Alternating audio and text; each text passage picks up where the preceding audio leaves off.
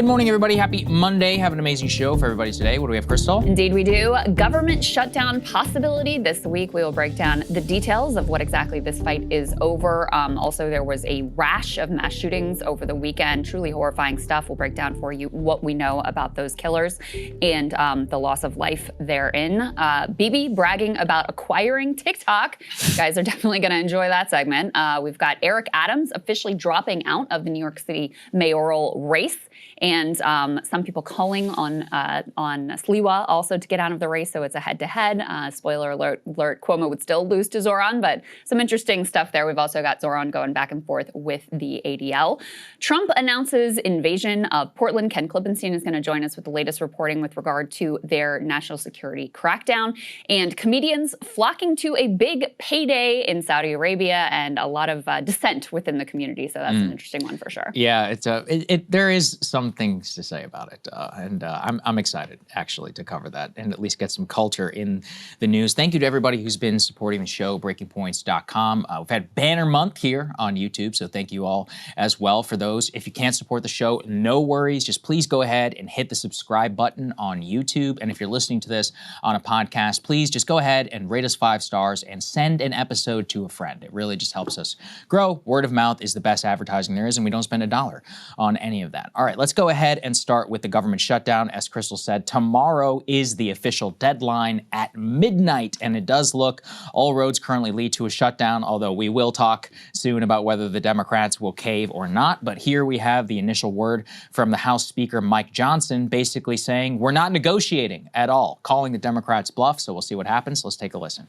So just to be clear, there's not going to be any negotiation at this meeting. This is just going to be you and Thune and Trump telling Jeffries and Schumer, we're not giving you anything. Look, I'm not going to get in front of the president and tell you what he will do, but I've talked with him, a couple of times, even yesterday. And I'm telling you where his head is. He wants to bring in the leaders to come in and act like leaders and do the right thing for the American people. It's fine to have partisan debates and squabbles, but you don't hold the people hostage for their services to allow yourself political cover. And that's what Chuck Schumer and Hakeem Jeffries are doing right now. So basically saying, we're going to go to the meeting and we're going to tell them we're not negotiating. This is going to be them telling us we are not giving you anything. Mike Johnson, that is where the president's head is at. And so the Republican strategy is kind of interesting. This has been telegraphed now for quite some time. We were talking about it a bit before the break. And the biggest question in Washington is, are the Democrats going to cave? Because for years they went after the Republicans for manufactured shutdowns. They called them reckless. They said they were holding the government hostage. But the thing is, now the Democratic base is like, yeah, I want to do some of that. They're like, give me some of that. Let's screw over Trump. But the X factor here is that Trump, and we'll get to this in a little bit, is also like, listen, if you guys are going to shut the government down, then I'm going to do some crazy stuff here. And I'm going to fire a bunch of government employees. I'm going to do whatever I want with the government. The president has a ton of unilateral authority on how to actually execute a shutdown. The Obama, I remember the 2013, the quote, Boehner shutdown, as Obama called it at the time. They were furious because the Republicans shut the government down, and Obama was like, all right, I'm going to close all the national parks. And they're like, well, you didn't actually have to close the national parks. He's like, yeah, but I can, to show the public what you're doing. Eventually, they did cave. To be fair, there was a government shutdown under Donald Trump. I covered that day in and day out. He caved completely to Chuck Schumer and to Nancy Pelosi. It was over border wall funding, but after a while, he folded completely to the pressure. And, a lot of the public was actually pretty upset about it, too. So shutdown politics are very, very hard to predict. But yeah, the big question, are the Democrats going to fold? No idea. Well, and so it really rests on Chuck Schumer's shoulders because the dynamics here are, they need to pass the funding bill. The funding bill, because Republicans have control of the House, has already passed the House, so that's done and dusted. Now it needs to get through the Senate. The Senate, you need Democrats' help because of that 60-vote filibuster rule. So that's why you have this dynamic. And, there's no doubt that Schumer wants to cave. I think he didn't want to do this to begin with, to be totally honest with you. And he's feeling the pressure from Democratic base that's like, when are you all going to actually fight? And, you know, the dynamics for Democrats are pretty grim. They don't have, they don't have the House, they don't have the Senate, they don't have the presidency. So this is one of the only times that Republicans need them. There was another time earlier in this Trump administration where the base, again, really wanted leaders to fight. The Democratic leadership decided not to fight at that time and to completely stand down. They have been raked across the coals from their own people ever since that moment. And so that's why they feel pressure to do something this time. So what they've decided to draw the line around is these healthcare subsidies. So they're really making a stand saying, we are not going to vote for this bill unless you restore these Affordable Care Act subsidies that are set to expire at the end of the year. And the basic dynamic is you've got Republicans kind of divided on what to do about those subsidies. I think that's why Democrats see this as a winning issue, not to mention, obviously, it's very popular to continue the subsidies, because if you don't, you're going to have millions of people who ultimately will be unable to afford healthcare through the ACA exchanges, and you're going to have premiums spike dramatically for some 22 million Americans. So there are a lot of Republicans, including actually Trump's pollster, Tony Fabrizio, who have warned about these premium spikes, saying, hey, Republicans, if you guys let this happen, this is actually going to be a political problem for you. You have some Republican moderates who want to extend those subsidies, some more hardline, like fiscal hawk types, who don't want to extend those subsidies. And so that's why they kind of pick this issue for the fight, because they feel like it's a popular one and one where the MAGA base is divided. No, it's smart. I'd give it to him by the way, two ACA members here, right? Small business owners. So looking at an 18% it's already increase. Plenty expensive. Thank you, President Trump, for that one, especially when you have a child and your premium goes up by 50%, and you're like, oh, wow, okay, all right, now imagine having a couple of them. I can't even put myself in that headspace. But the point actually around this is I think they backed their way into a shutdown, and that's very much the same way that the Republicans back in 2013, and also I'm trying to remember a few of the initial Tea Party waves, is, look, they just wanted to shut down, like at the end of the day. And then they would pick the issue of which they were going to fight and try to mobilize the base on. At the end of the day, it's like the Seinfeld thing. It's like a shutdown about nothing. But it's a shutdown for the sake of satisfying all institutional politics. I do really wonder, though, how this rubs up against Democrats, because they really were the party of norms and of perpetuating them. And that's still where the Senate broadly is, right? Like, that's who Schumer and a lot of his 65, 78-year-old colleagues, these are institutionalists. They don't like to see what the Republicans did. They hated Mike Lee and Ted Cruz and these new bomb throws. And the thing is, because we're not yet in the post-2026 period where some new blood of some sort is going to come into the Democratic Party who would really be rallying this. The Republicans right now, or the Democrats right now, are so torn. And you see this in Schumer's comments. So here's what he had to say recently, just yesterday on Meet the Press. Let's take a listen. The bottom line is very simple, Kristen. It's up to them. If they come into the meeting to seriously negotiate, and the reason we've been pushing for months, we've been resolute that we need a meeting, that we need a real negotiation, that you don't do this by one party putting together a completely partisan bill and saying take it or leave it. So they felt the heat. The president at first said no. Remember, he first said yes for a meeting, then he said no for a meeting. He went on a rant against Democrats. But I think they felt the heat, and they now want to sit down. But the fundamental question hasn't been answered yet, and we'll see on Monday. I mean, we need a serious. It's just kind of weak, in my opinion. Yeah. Well, did you see his answer when they asked him, like, oh, what are you going to do? We're going to cover Trump threatening Portland with invasion, full force if necessary. And they're like, well, what are you going to do about this? He's like, well, I would hope there are some Republicans who would have died. Right. It's like, dude, and you were laying this out. Like, this is really kind of the fundamental divide between where Democratic leadership is and where the base is.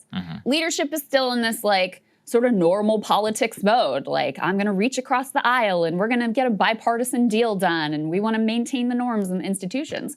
And the base is like, no, fucking burn it down. Like, even if there are consequences, even if it's risky, we want to see you fight. And even on the healthcare thing, like, what the base would really want them to fight on is healthcare, yes, but also you need to get your troops out of American cities. Like, the sort of fascist crackdown aspect of the Trump administration Israel, is what the base is where the base would really want them to pick a fight. I'm under no illusion that Chuck Schumer's going to pick a fight over Israel, but those are the areas where I think the Democratic base is most inflamed and would like to see them fight. They're like trying to be, I think you said this, too cute by half with the healthcare thing. Yes, it's a really important issue, okay? We're talking about millions of people, cost of healthcare. This is critically important.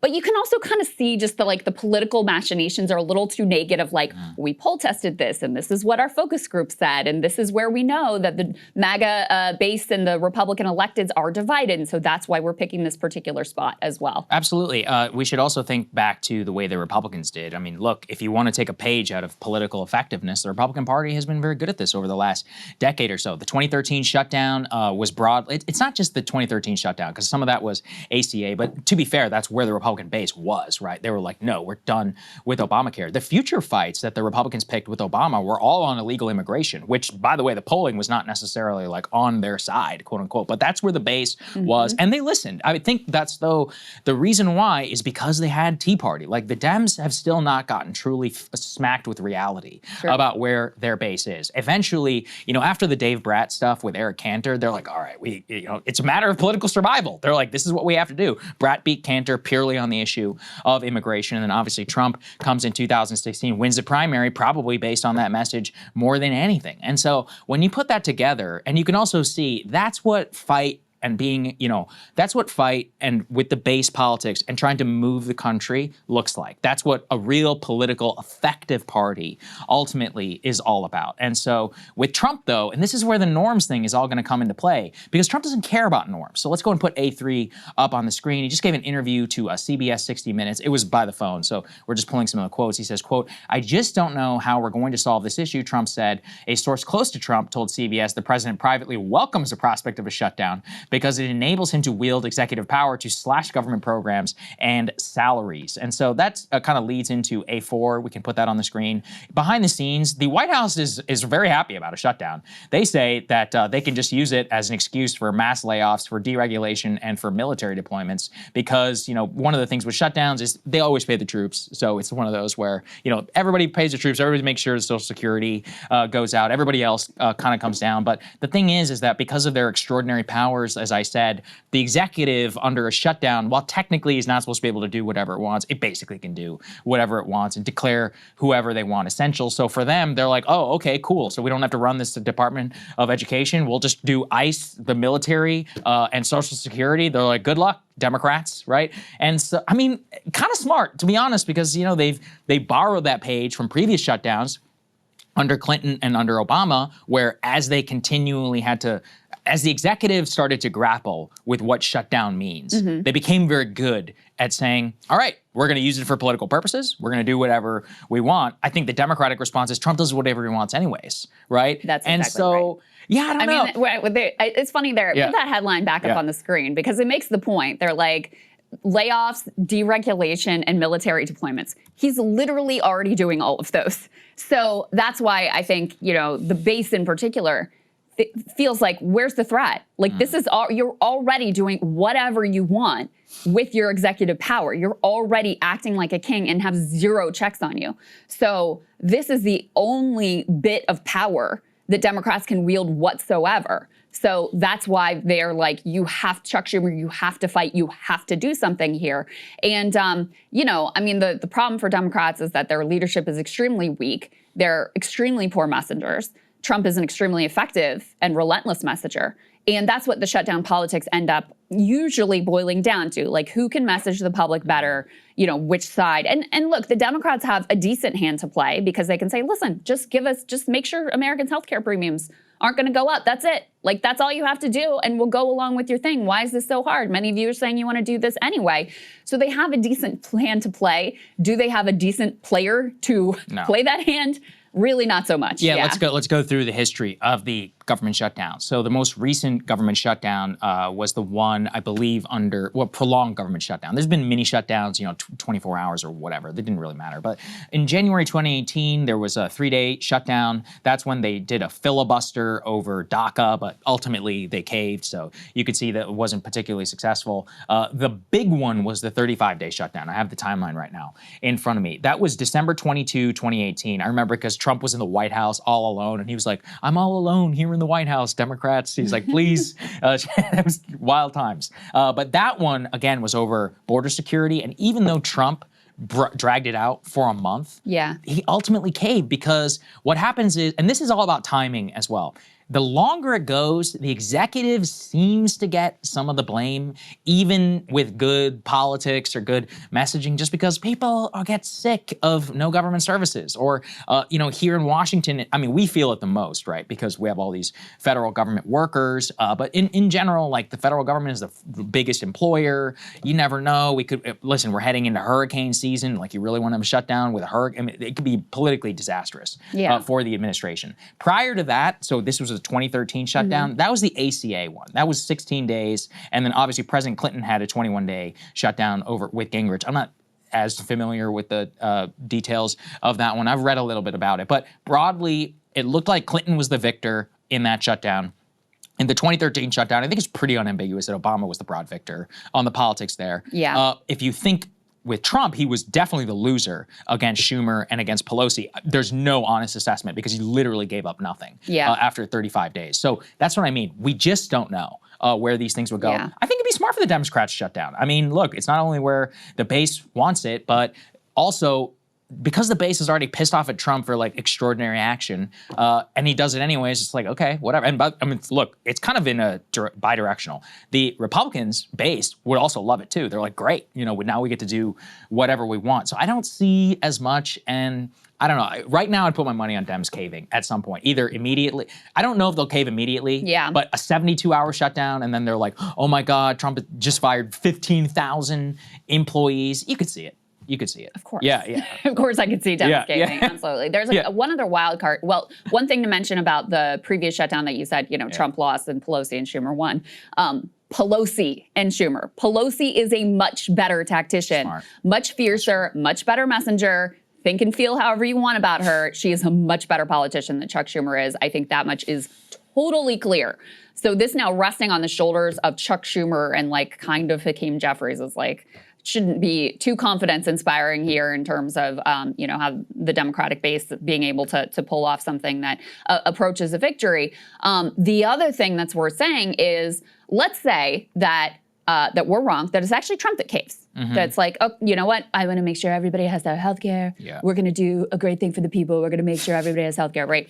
Let's say that he does that.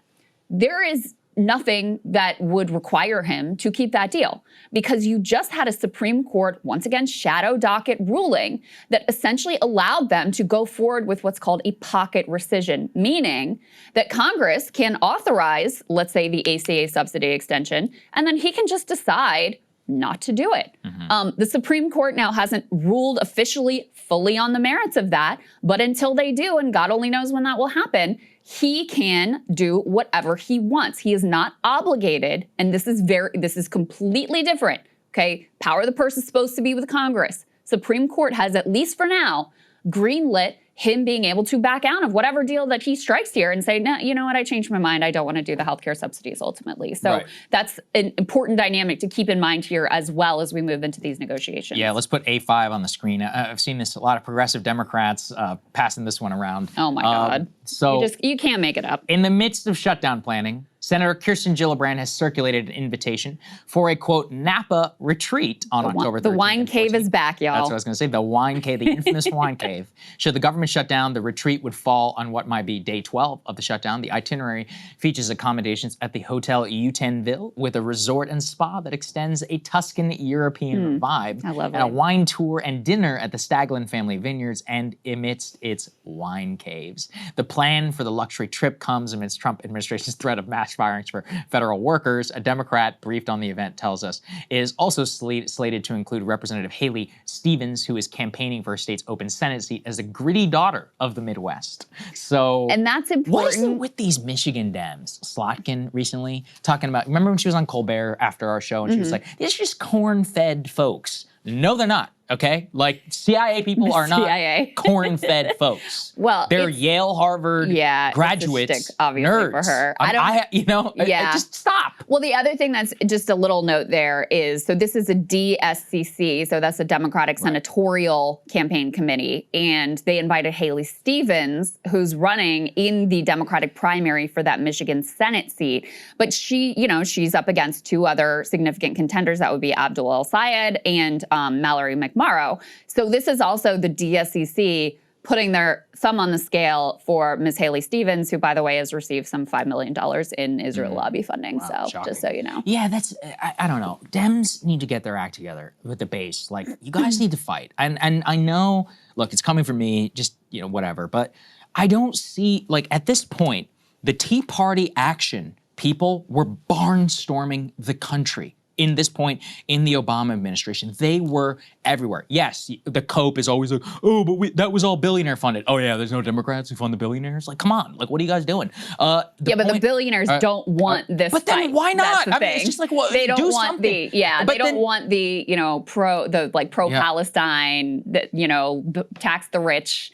That's where the energy is the party, and that's not where the billionaires are. Then get your shit together, because at this point, like, you need to organize. You need to do something, because you are not currently on track to deliver the type of success that the Tea Party was able to, because that was about money plus grassroots. That's ultimately, and I think the grassroots, everyone always tries to say the Tea Party was AstroTurf. Sorry, it wasn't. It was like actual mass outrage. Yes, there was a lot of money backing it that helped, you know, all that stuff. This is the truth with all grassroots style movements. There's money in all kinds of special interest groups. It's only when you have an issue that actually resonates are you able to do anything. So if the Democratic base does not going to have their billionaires, then do something about it. Like, you need to form your political action committees, get out there, create the litmus test for candidates, actually just hammer the shit out of them, create and find your slate of issues, and then you have to hold the line. You're like, if you do not support that issue, we will not vote for you. Like, if you do not commit immediately to making sure that we're no longer with Chuck Schumer, that we're going to defund Trump or whatever, pick your issue,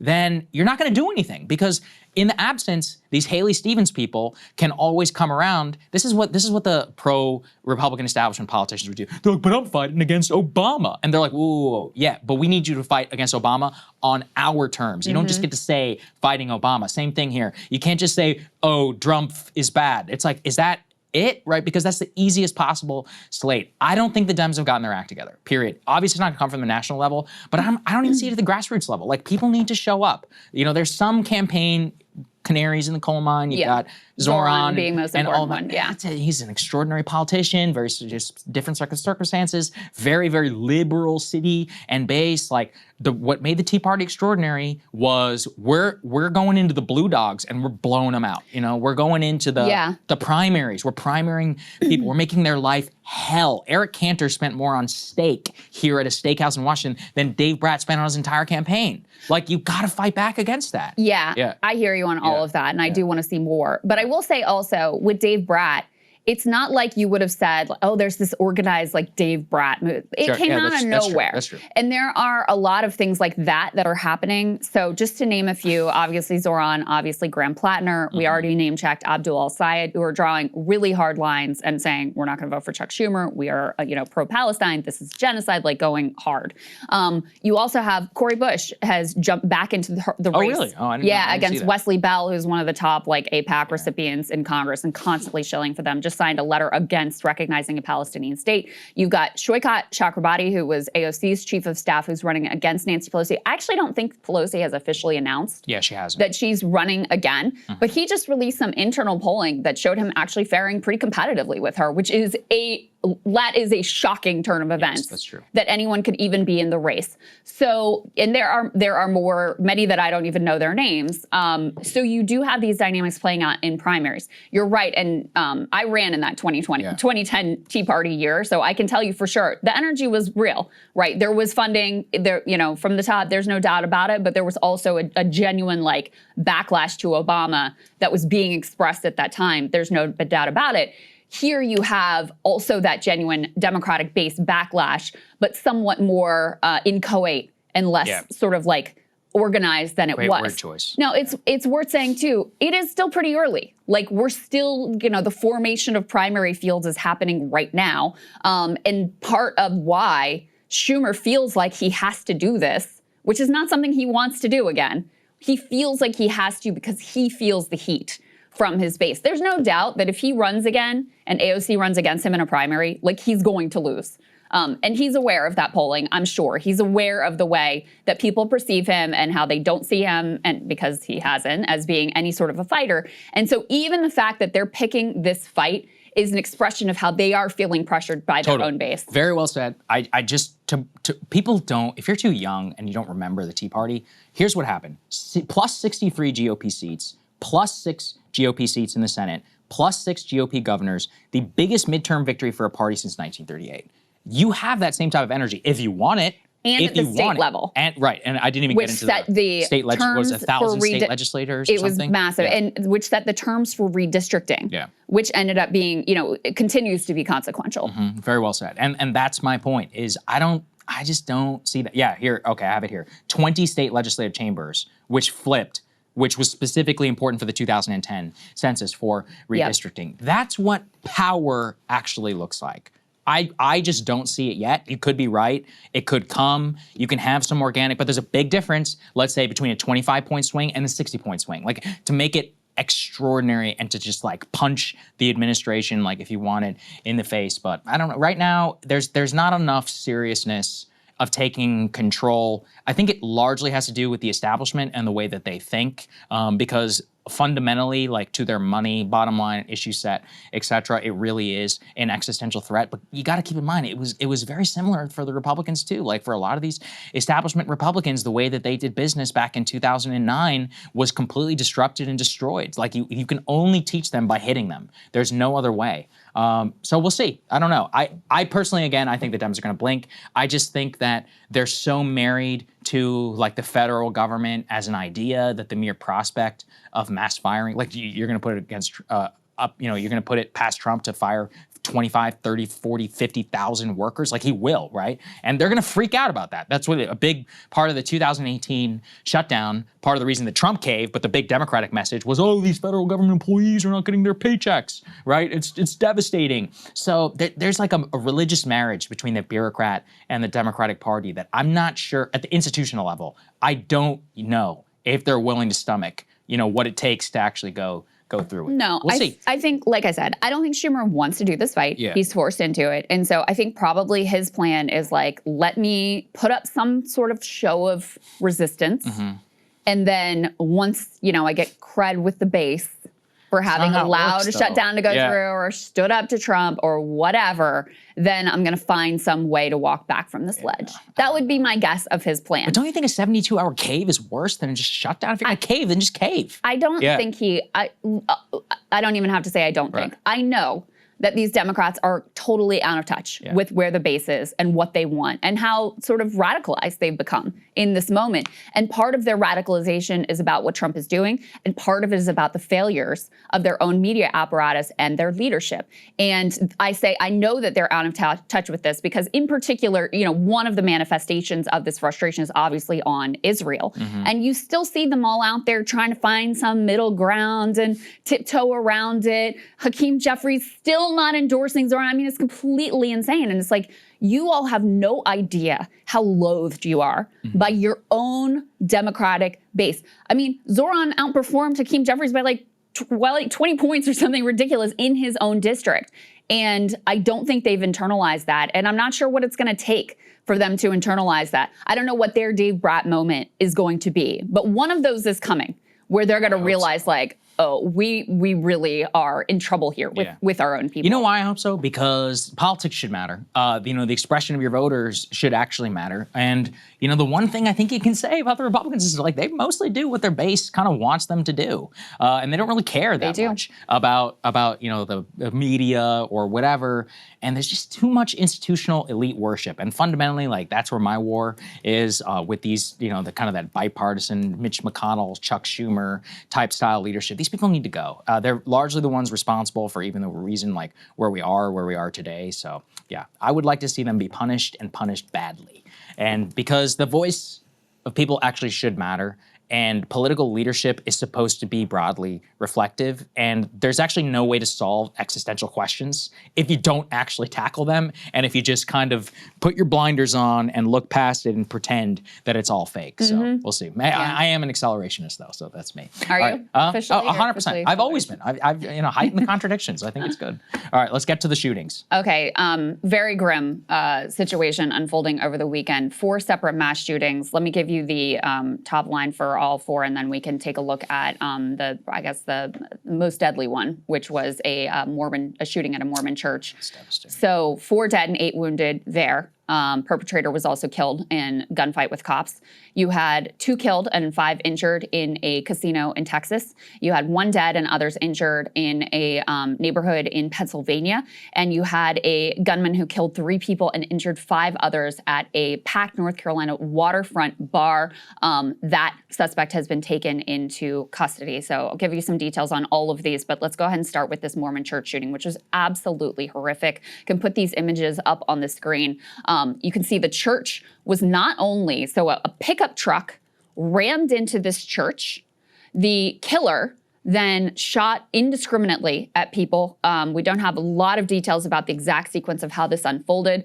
Law enforcement is also saying there were IEDs which were recovered from the scene. As I said before, the death toll has now risen to 4 killed and 8 wounded. This was a Mormon church that was in Michigan. So truly horrifying series of events here. Let me go ahead and show you some images of the truck that rammed into the church here. You can see it there. People noted right away, of course, the American flags in the truck bed. And then also there was an Iraq War veteran license plate on that truck. And sure enough, we actually put B4 up on the screen. It turns out that the alleged, we'll say, killer here, who also was, like I said, killed by law enforcement in a gun battle pretty quickly after this all unfolded. By the way, law enforcement is getting a lot of credit for their rapid response, preventing even additional loss of life from this horrific situation. So looks like this was an Iraq War veteran, Thomas Sanford, ID'd as the gunman who attacked this church, killing 2 and setting it ablaze.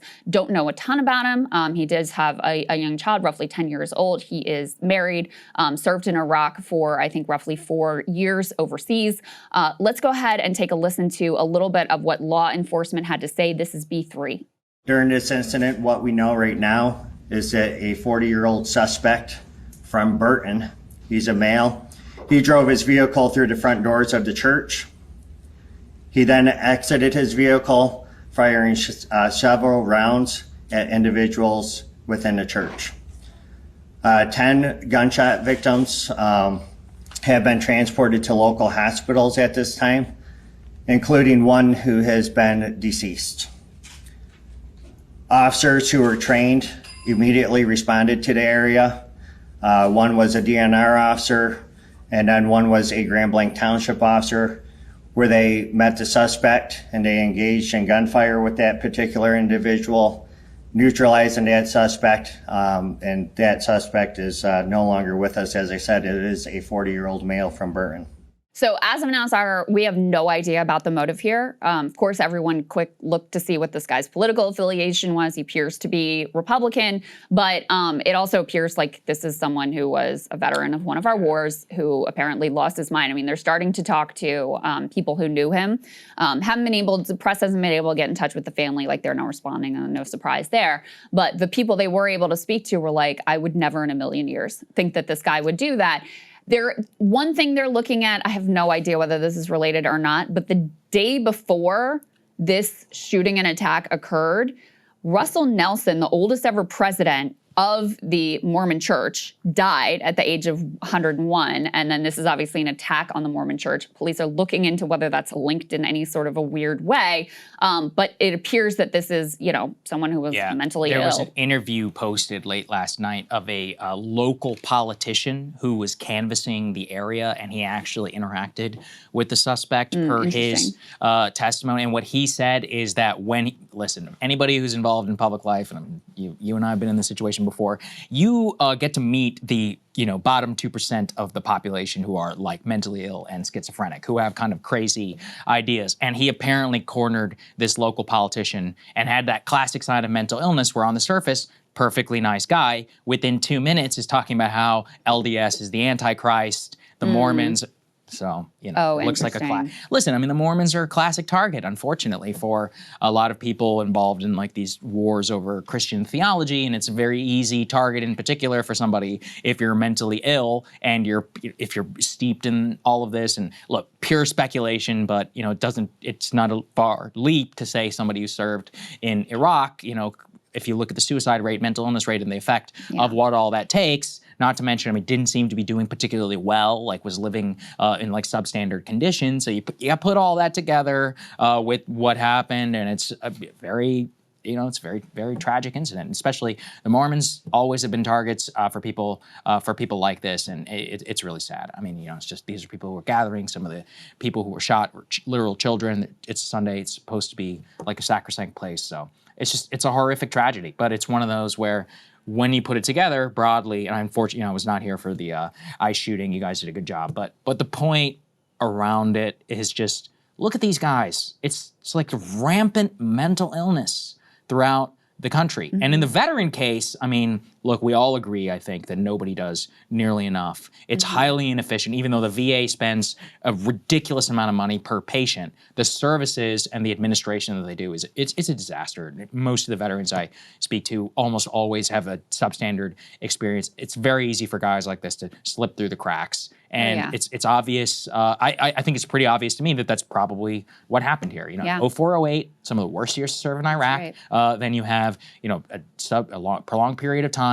Mental illness can happen very quickly. It can be exacerbated, as we've talked about at length, about drug use, online, just periods of time. You can snap, and the slide through that is not a surprise. And the fact that this local politician is saying, I canvassed this guy, and within minutes he's telling me about how Antichrist and LDS gives us a little bit of an insight, right?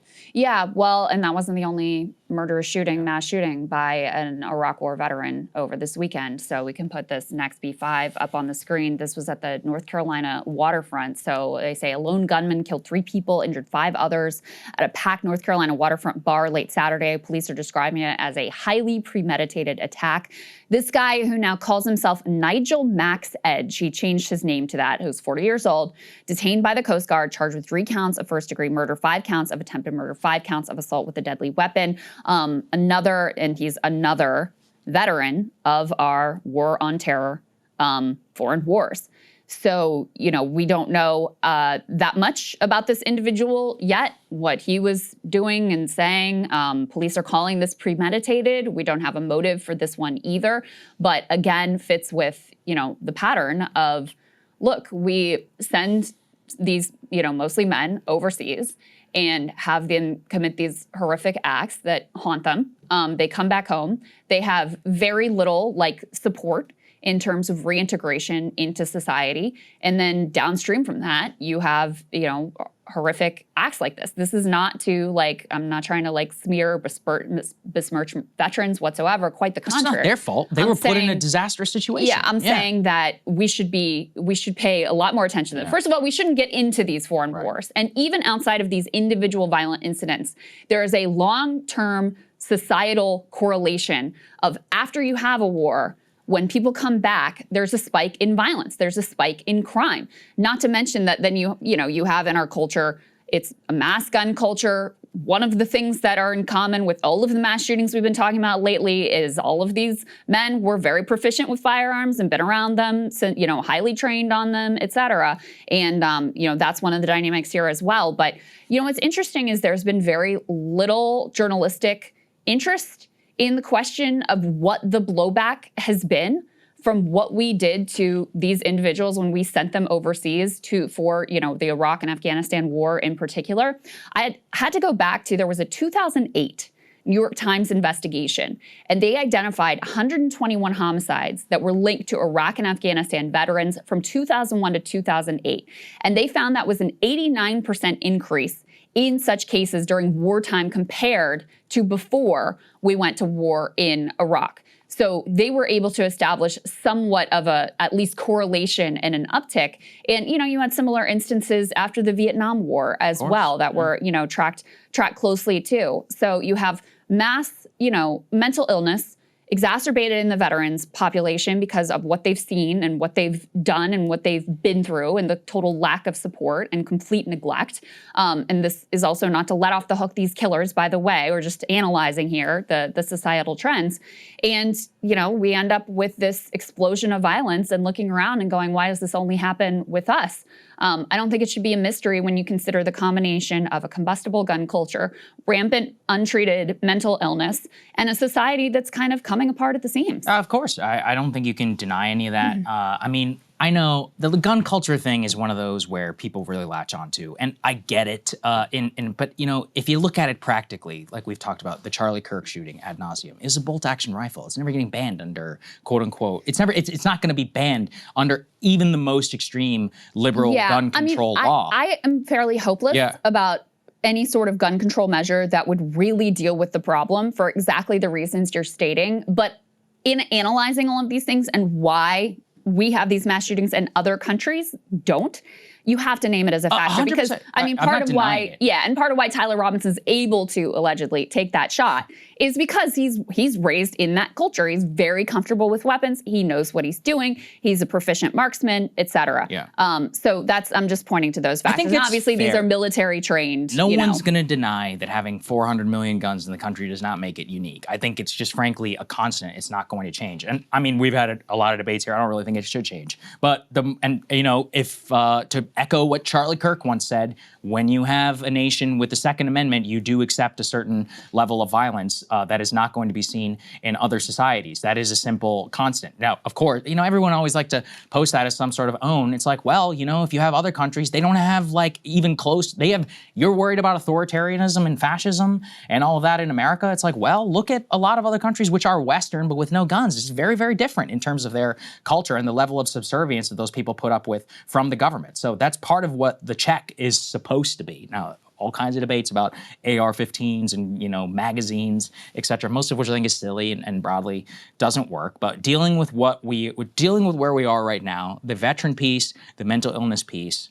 but also, look, I mean, I was not able to join for that ICE shooting, but I'm thank you for bringing up on my behalf. Drug use and weed use was a big part of it, and everybody just wants to move past it. And listen, it's not all of it, but it just turns out that this ICE shooter is, quote, obsessed with weed. I've been trying to tell people that the reflections of what we see from legalized marijuana, from just this culture of degeneracy, turn on football. You know, I've been watching football this season because I can't leave my house from the baby. Everything is just Arby's, gambling, and booze. It's like, do we do anything else in this country other than get fat as shit and watch TV and drink alcohol? Apparently, that's not what anyone, and the few spare bucks that you should probably save, you're gonna put on your shitty parlay, which you're 100% going to lose. It's like an opiate of the masses, quite literally. And that leads to a lot of downstream hopelessness. I've talked about this with gambling. If you look at the data, legalized gambling, and in particular, when a home team loses,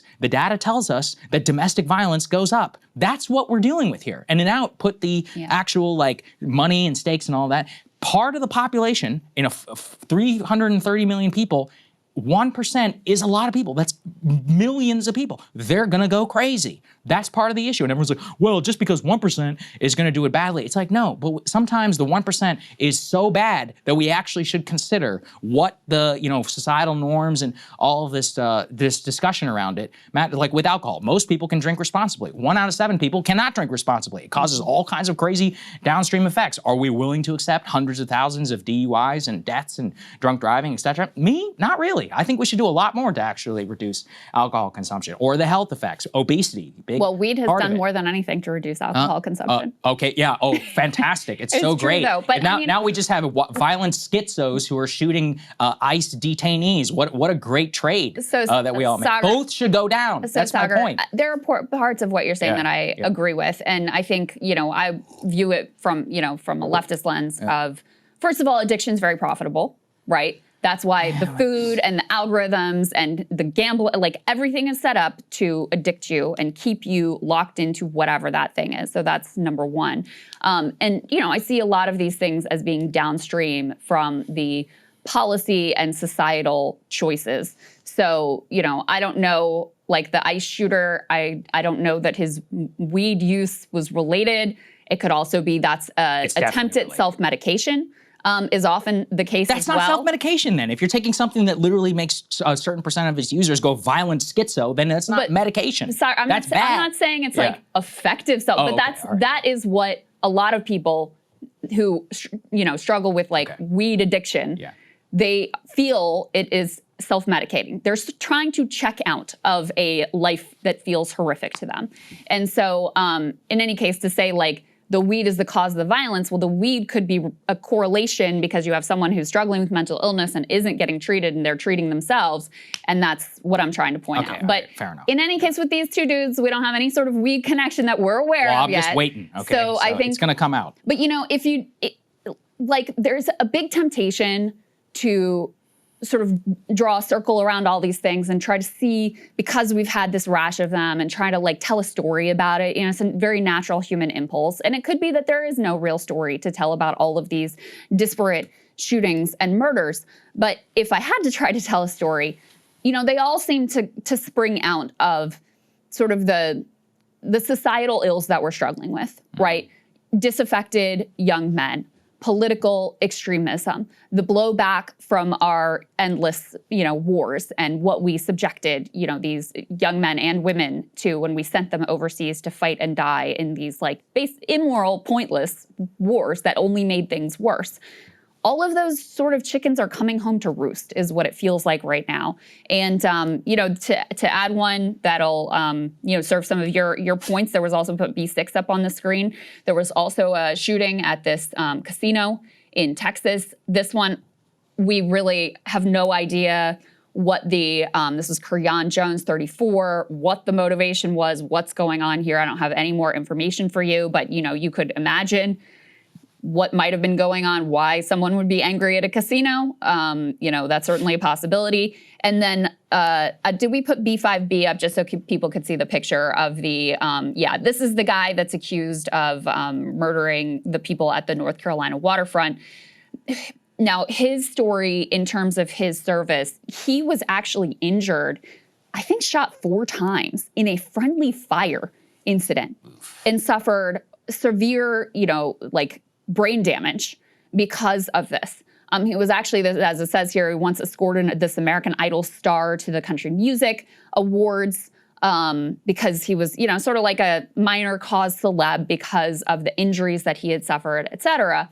And then after that, you can just imagine like a sort of downward spiral and how you, I mean, I can't really imagine how you end up in this situation where you're murdering people, but you can certainly imagine a downward spiral for this individual No one is who already absolving. was suffering with this brain injury. We're not absolving any of these people. Yeah, what we're no, showing is certainly not. like we're trying to look at on the gambling point. I mean, look, Vegas, anybody who lives in Vegas will back me up on this because I've spoken with people and I was telling you guys about it. The amount of suicides in Vegas parking lots and hotel rooms is shocking. The LVPD and others mostly try to cover it up because they don't want to affect tourism, but the amount of violence, as I just talked about, domestic violence, when people miss their parlays and they end up beating their wives, lots of alcohol use, also alcohol and weed use combined, and shocking, people start to commit crazy crime. Same thing, you know, there's just something about people who get driven to the brink. I've seen it. Have you ever been to a casino and you see somebody who is gambling out of literal like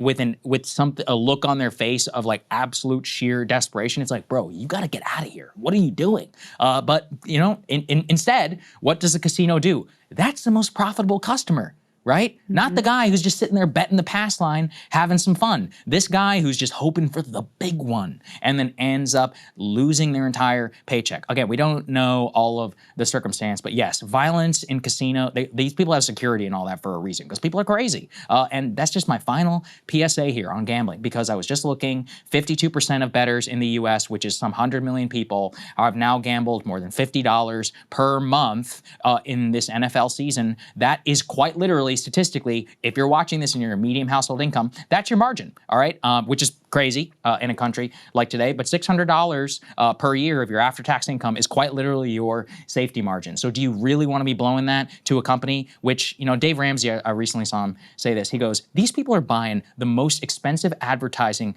literally in the history of the world. You think they're doing that with charity dollars? It's your money. All right. And so in the meantime, people just get addicted, you know, to the thrill. It has the highest rate of suicidal ideation of any addiction, more so than heroin addicts, more so than everyone else. It's the easiest one to cover up, right? It's like the keeping up with the Joneses thing. You have no idea how financed the cars are in the driveway. And then there's a silent life of desperation in the back, and then people just break. So stay away from it. That's all I can tell you. Especially if you have kids, please keep them away. It's bad. It's permeating everything in our culture. Yeah, true. All right, let's get to TikTok, shall we? Prime Minister Bibi Netanyahu is here in Washington for this week. He will be having an unprecedented fourth visit to the White House. Congratulations to him. But while in the United States for the United Nations General Assembly meeting, after having a mass walkout while his speech, he took some time out of his busy day to meet with U.S. content creators, specifically to brief them about the propaganda war over Israel. He was asked specifically, how should American pro-Israel forces fight back against the rising tide of what they call anti-Semitism? And here, he now speaks about how one of the most important things is the new purchase of TikTok. Here's what he had to say. But we have to fight with the weapons that apply to the battlefields in which we're engaged. And the most important ones are the social media. And the most important purchase that is going on right now is followers. TikTok. TikTok. Number one. And I hope it goes through because it can be consequential. And the other one, what's the other one? That's most important. X. X. That's very good. And, so we have to talk to Elon. He's not an enemy. He's a friend. We should talk to him. Now, if we can get those two things, we get a lot, and I could go on other things, but that's not the point right now. We have to fight the fight, okay? To give direction to the Jewish people and give direction to our non-Jewish friends or those who could be our Jewish our friends. The most important purchase that's going right now is TikTok. I hope it goes through because it's going to be consequential. So, Crystal, I once again ask, will you join me in calling for the ban of TikTok? It was important even for on the whole China data thing. But one of the things that people underestimated is that what Trump saw with his victory after 2024 was all the kids here, but it's the power of the algorithm. And what obviously the worry about that was with China, but now, because it's Trump, he's like, oh, we'll preserve TikTok, but we'll make sure that a bunch of pro-Israel forces are involved in the purchase. Yeah. And it's undeniable that TikTok is very good at shaping culture, which is why the Chinese banned TikTok in their own country, just to be very clear, for people who don't understand that. And now what they're looking at it is they've already installed this censorship head over there. Mm-hmm. They get to keep their business. Everyone is going to keep scrolling. Don't deny yourself. It's like we just talked about weed addiction and gambling addiction and all that.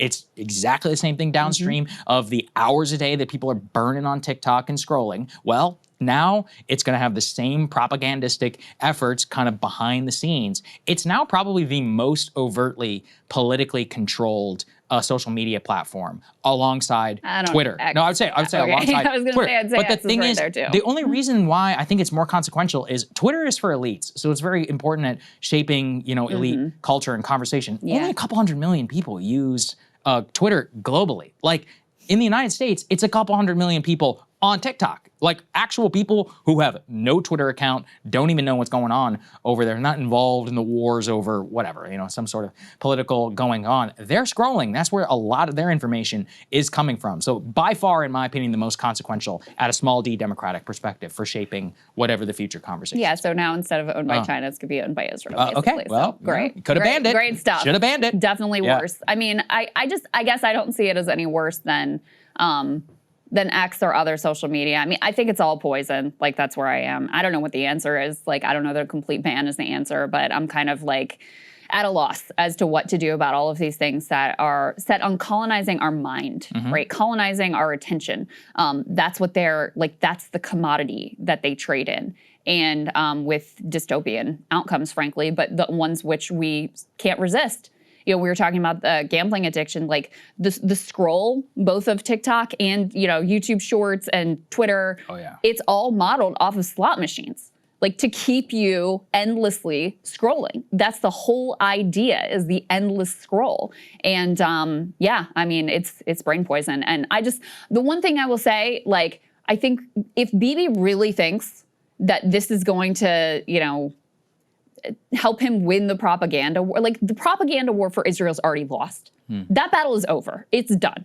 Now they have to operate in the realm of just like pure power politics, like cracking down on anyone who dissents, using their main ally and most important ally, only ally that matters, the United States of America, to do their bidding in terms of cracking down on our own population, backing them in their endless wars. Like, that's where they're at. They've already lost the sort of soft power competition in terms of global opinion.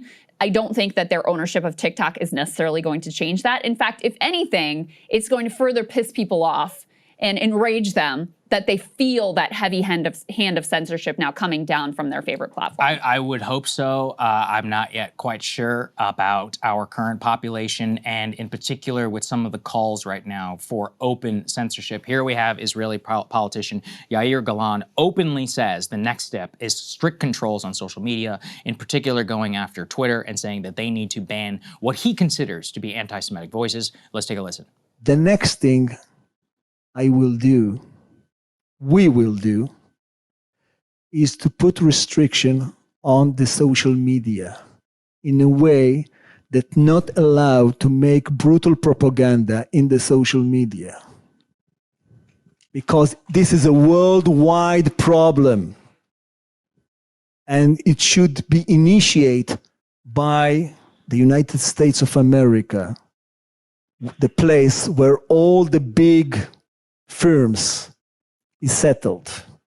Facebook and X and all the rest. This is a major problem for democracy all over the globe, and we need to treat it seriously. We need to take it seriously. Facebook, X, they all need to be banned. I mean, does anybody else just think it's so crazy that Bibi comes to America and assembles a group of social media influencers, including his own son? Is that the only interaction that he has with his own son? Oh, I didn't know. Yeah, you're not saying, is there, what? So your son, who, by the way, lives here in America, why? For what reason? What's his visa status? Anybody want to call ICE over that one? How exactly?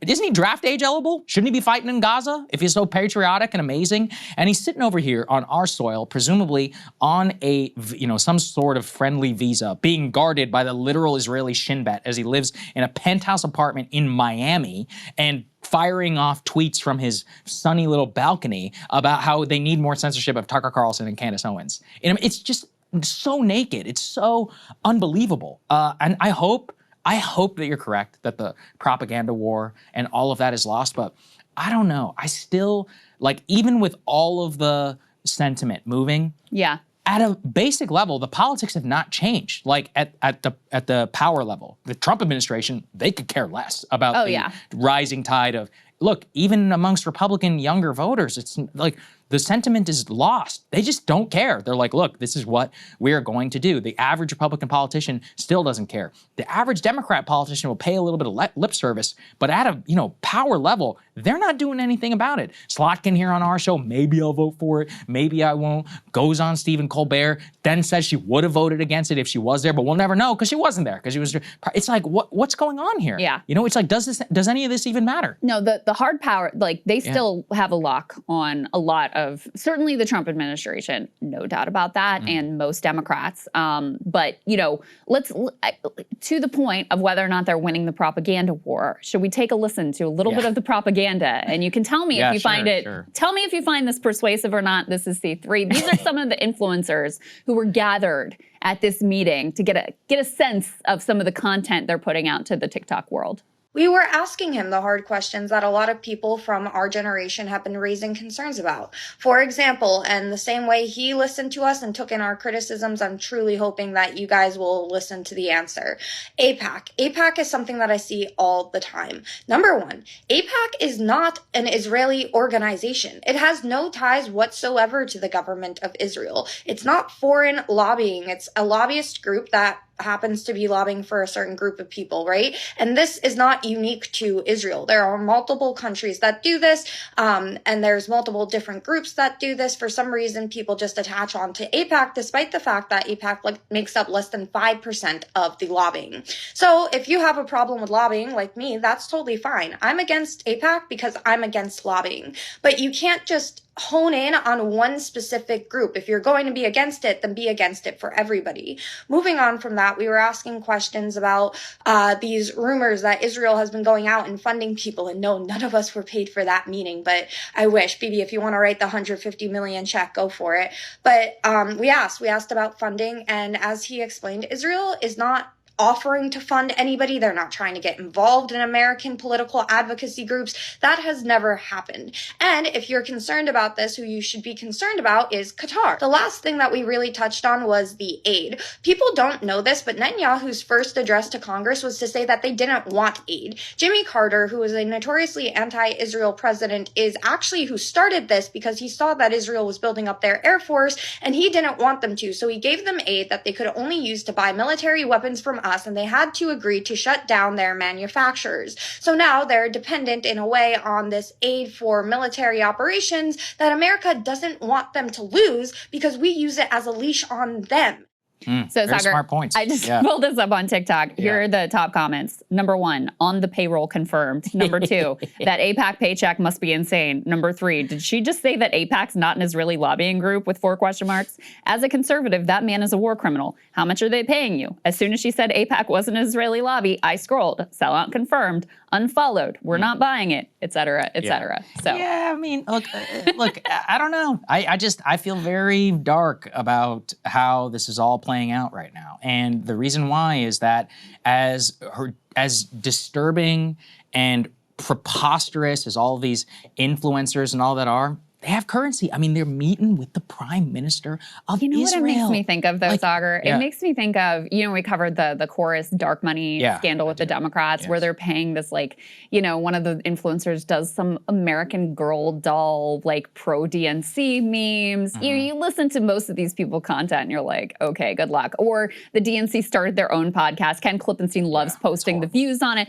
Right. Just because you put money behind a thing doesn't mean anyone is going to buy what you're selling. Doesn't mean anyone's gonna be and like I said, if anything, people watching that were just like, screw you. Basically, it had the opposite of the intended effect. We've got one more we can show you too, which is, if anything, this is the best one. This is wild. This is C4. Take a listen. Imagine supporting people who start wars just to lose the wars so they can cry about it and then try it all again. You must see anti-Semites are literally obsessed with Jews. Now walk with me.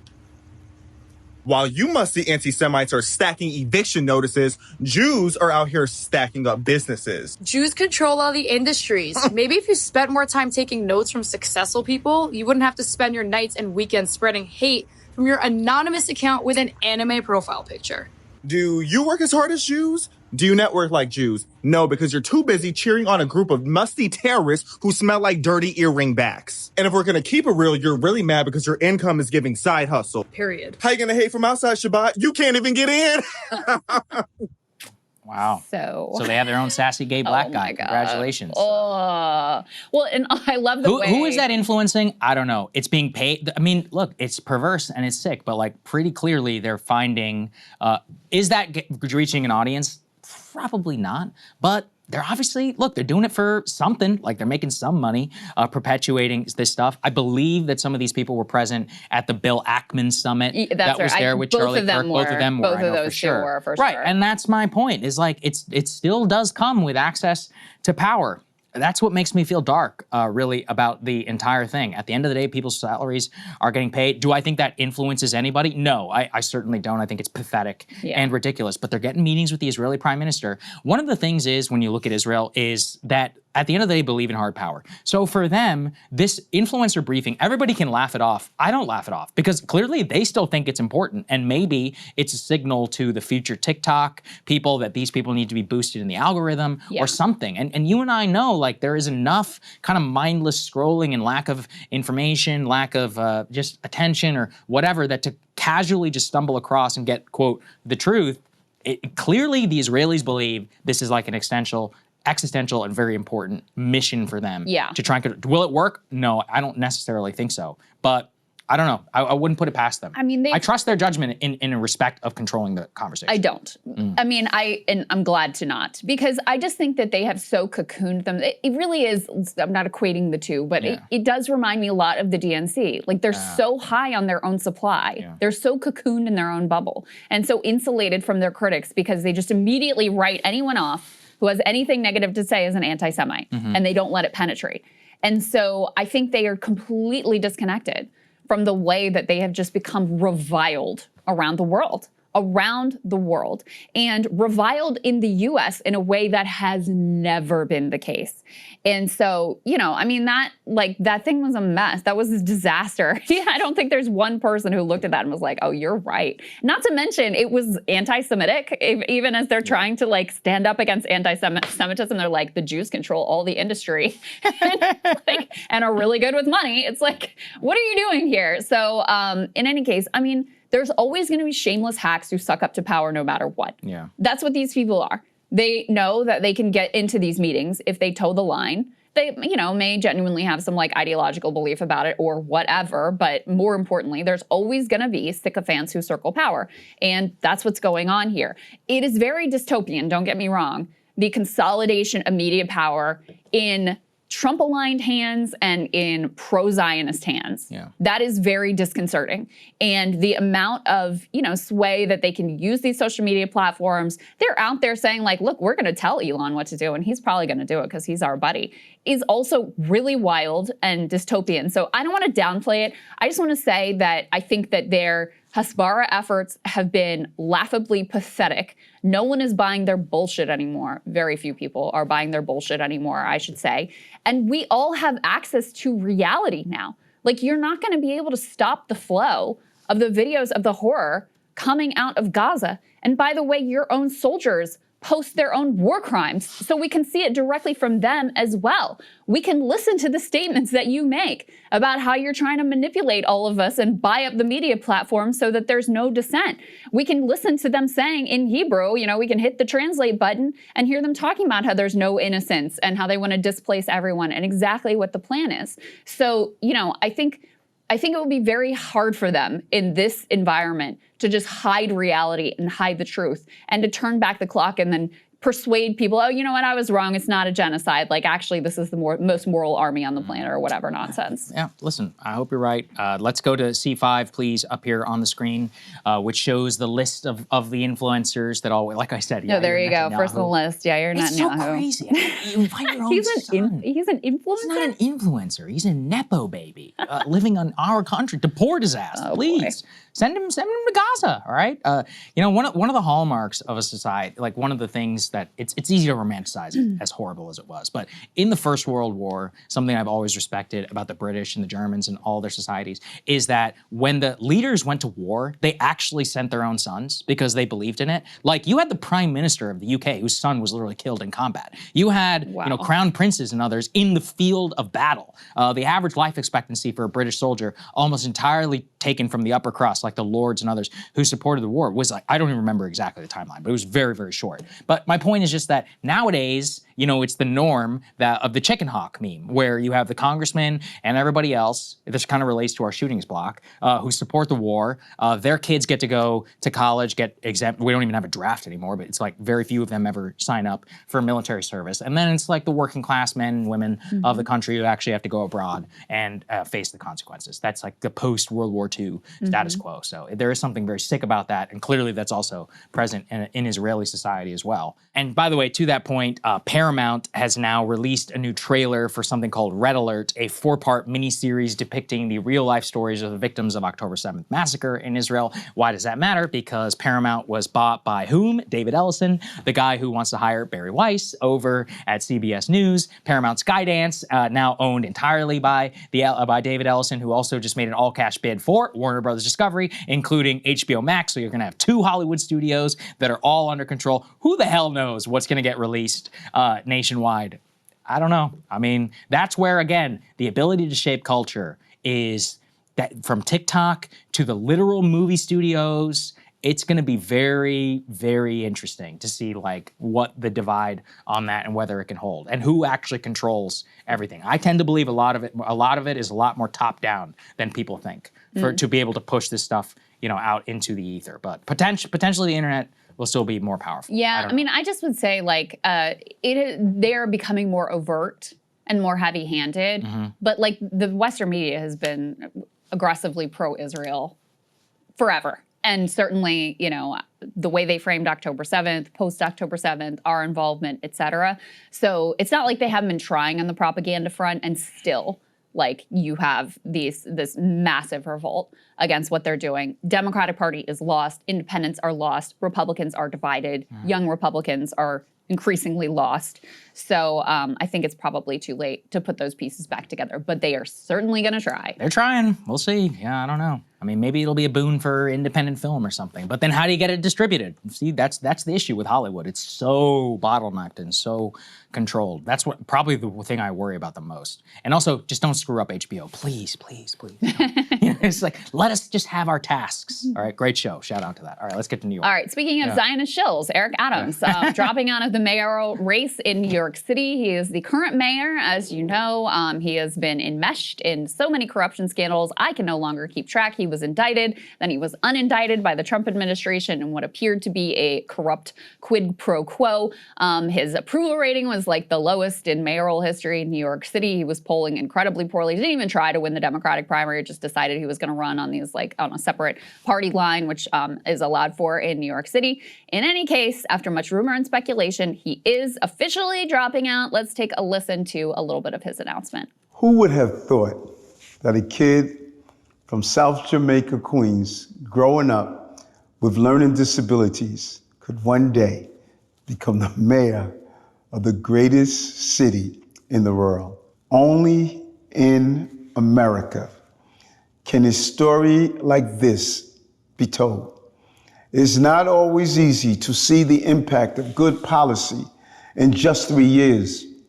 I also know some remain unsure of me after the unfortunate events surrounding my federal case.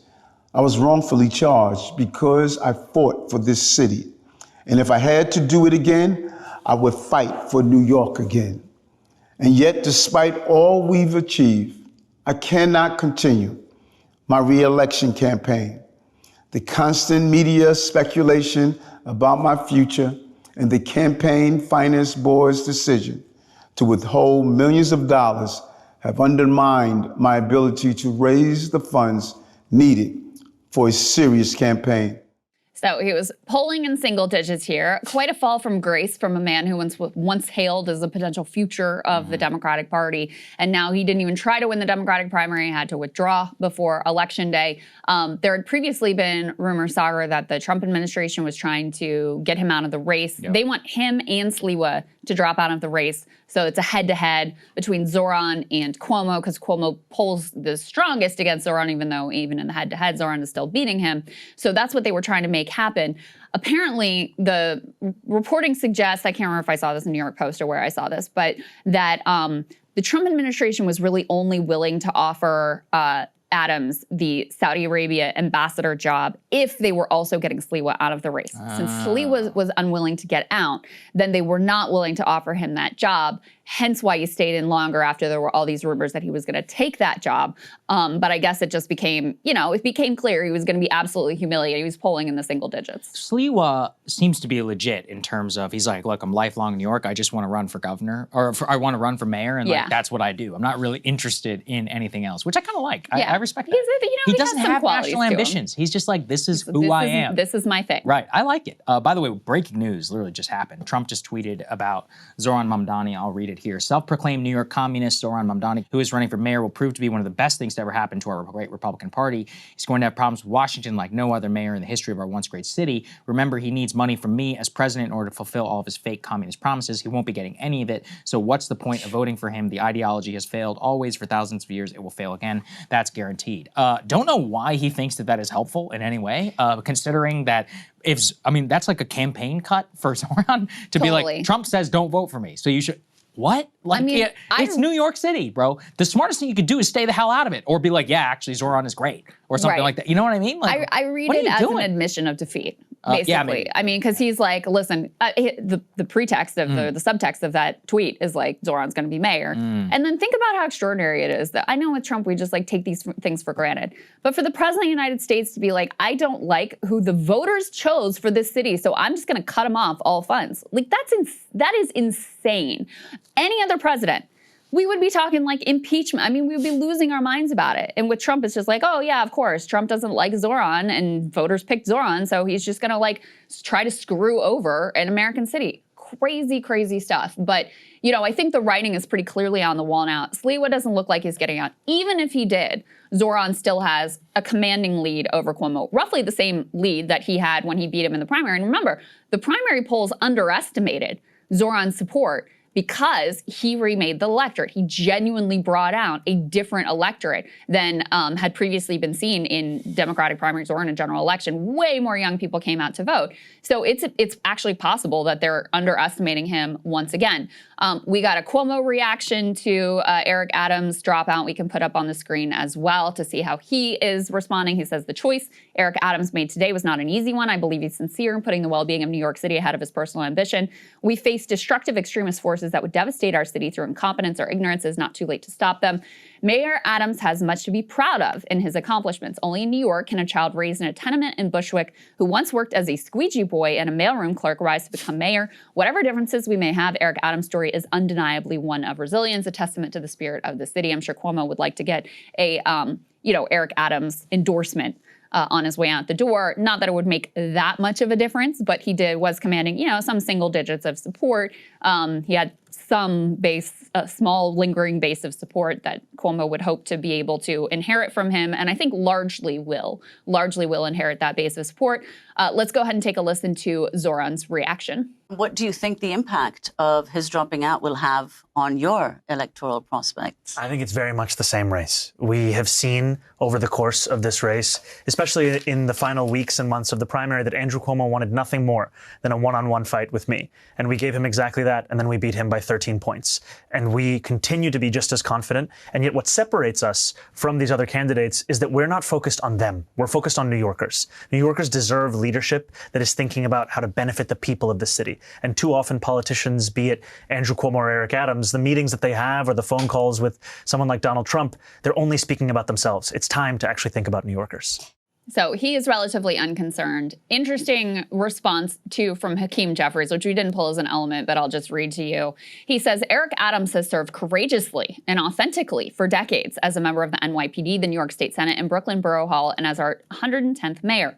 During his time in office, violent crime is down, the building of affordable housing units is up. New York City has recovered from the COVID-19 pandemic. As is the case in any major city, there are challenges that remain, particularly as it relates to lowering the high cost of living. Yet it is clear that meaningful progress has been made in several important areas during the term of Mayor Adams. Thank you for your service to our city. Over the next few days, my entire focus will be on addressing the Republican healthcare crisis and funding the government. I will publicly weigh in with respect to the remaining candidates in the mayor's race well before the start of early voting. This is so insane to me on so many levels. First of all, there is a Democratic nominee. You are the Democratic leader in the House, and you still don't. Which of the remaining candidates should I choose? Like, are you serious? Second of all, this stuff he said about Eric Adams, way nicer than anything he's ever said about Zohran. And again, this man is so corrupt. Eric Adams, he was indicted. So many of his officials were either under investigation or themselves indicted or had to resign in disgrace. One of his supporters was just caught handing over a bag of cash and a potato chip bag to reporters, and this was apparently like common protocol. It is insane how corrupt this man was. And not only that, he appears very much, I mean, they basically came out and admitted, to have struck this corrupt deal with the Trump regime to get out of his indictment. And you say nothing about that, all just rainbows and puppies and flowers and sunshine about what a great mayor he's been. If he's been such a great mayor, why is he at single digits in polling? Why was he unable to even run in the Democratic primary? Why is he having to drop out in disgrace and be one of the only New York City mayors in history, I believe the second in all of New York City history, to fail to win re-election? Why? You have nothing to say about that. I mean, it's just actually insane. It's actually insane, and I can't begin to wrap my head around it. Yeah, I find it very funny. They just won't admit what's right in front of their faces. Almost weirdly, never thought I would say credit to Kamala. She was like, hey, he's a Democratic nominee, so whatever. You know, it's one of those. This is where, you know, the partisan loyalty only goes one way. It's obviously just because of Israel. I don't know. I don't get it. What do they have on these people? I'll never understand it. How can you be so just like militantly attached to, you know, sacrifice your own personal political ambition just about the question of Israel? But listen, potentially what we're about to show you is part of it. Let's put this up here on the screen. From the ADL, Jonathan Greenblatt after Zohran, quote, I'm absolutely blown away by the sheer brazen audacity of Zohran Mamdani telling all of us in the Jewish community who does and does not represent us, because Zohran said the ADL does not speak for New York Jews. We don't need anyone, a political candidate or any non-Jewish person to tell us who should speak for the Jewish people. Obviously, no marginalized group is monolith, but I am stunned by his arrogance in telling a minority community who should or should not speak to them. The vast majority of American Jews consider themselves Zionists and have strong ties to the state of Israel. Attending religious service at a synagogue known for anti-Zionist activities does not show that you understand the overwhelming majority of the New York City Jewish community. I love that part, because what he's saying at the end is actually that if you go to a synagogue which is not pro-Israel, then they're not real Jews. That's right. And that he's the real Jew. Yeah. You see you see the circular logic that we're all doing here? No, that's right. I mean, there is so much to say about this exchange, about the ADL. So he says that attending this service doesn't mean that you understand all Jews or that can speak for Jews. Well, what does it say that he's winning a majority of Jewish voters in New York? What does that tell you about, between the two of you, who actually is responding more to the needs of Jewish voters in New York City? I mean, that's what's insane here. Like, Zohran is just factually correct at this point that the ADL does not speak for New York Jews. That is abundantly clear. It's clear in the way they vote. It's clear in what the polls say. Not to say that there aren't any Jews that support the ADL position. But the other piece that is so, I mean, it's not even ironic. It's almost intentional. No one has done more to actually stoke anti-Semitism than the ADL and other outfits like it that demand that all Jews be associated with the genocidal state of Israel. Yes, that is actually going to cause and is causing genuine anti-Semitism. I'm sure you've seen, we've been passing around some of these videos of him talking about what they're going to do and these extraordinary efforts they're going to take in order to make sure that they stamp out anti-Semitism, and it's on the rise and it's spiking, it's out of control. It's like, then shouldn't you resign? Like, isn't that your whole job, is to fight and combat anti-Semitism? Like, if anti-Semitism is up 3,000% or whatever nonsense numbers you've come up with, isn't that an indictment of your leadership? That happened on your watch. So, hey, you know, the proof is in the pudding here. And I don't think it's, like, obviously not fair to lay it all at Jonathan Greenblatt's feet, but when you insist a lot of it is on tying every Jewish person to the horrific acts of the war criminal Benjamin Netanyahu and the genocidal state of Israel, yes, you are going to be stoking anti-Semitism, because people are going to look at that in horror, and you're insisting, oh no, every Jew is associated, every Jew supports this, every Jew wants this done. It's insane to me, completely insane. Well, I mean, some would say maybe the ADL's entire point was to increase anti-Semitism at a certain point, because it's like they want it to go up so that they can fight back against it. I've always thought about that with the ACL or the Human Rights Campaign or any of these other people. Like, I remember thinking about them. And, you know, when gay marriage got legalized, they had this huge building here in DC. It's like, oh shit, now what do we do? And so, you know, they created all these new campaigns or whatever. You could say they're legitimate. I think most of them are bullshit. But my major point is, without the opposition, what do you do now? And actually, we saw the collapse of this in 2022, where a lot of the pro-life groups didn't come out to vote Republican because they're like, hey, we got what we wanted. You know, I've always thought about that with sometimes you need the issue to be live, and in some cases you want it to be worse in order to increase your funding and keep it circular. Well, and even when you consider the ADL being so tied in with the state of Israel, Ryan was making this point, you know, nothing benefits Netanyahu and his political project and the state of Israel more broadly than when there is this sense of rising anti-Semitism around the world. Right. Because it's, well, this is why we need the safe haven for Jews. And that has been true from the beginning, from before the founding of the state of Israel, in terms of, you know, even some early Zionists, like, they did not want the US and the UK to take in Jewish refugees because they thought that that would undermine the case that they were trying to make for this, Jewish national project. So even on a bigger level outside of just like interest group politics, since he's so tied in with the state of Israel and the Zionist project is, clearly an ideological touchstone for him, like that's what drives all of his views, the sense that anti-Semitism is rising, he and Netanyahu feel benefits the state of Israel and creates more urgency around the project that they believe in. That's right. All right. Hey, we've got Ken Klippenstein standing by, so let's get to him. So President Trump has announced full force, if necessary, to the city of Portland, Oregon, to break down that and also a lot else that's going on in the national security world. We are joined by Ken Klippenstein, fantastic independent journalist over on Substack who gets all the scoops. Great to see you, my friend. Good to see you, Ken.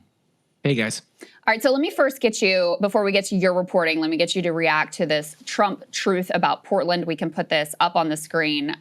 Pretty wild that he puts this out. He says, at the request of Secretary of Homeland Security Kristi Noem, I'm directing Secretary of War Pete Hegseth to provide all necessary troops to protect war-ravaged Portland and any of our ICE facilities under siege from attack by Antifa and other domestic terrorists. I'm also authorizing full force if necessary. Thank you for your attention to this matter. So what did you make of this? What are we likely to see, Ken?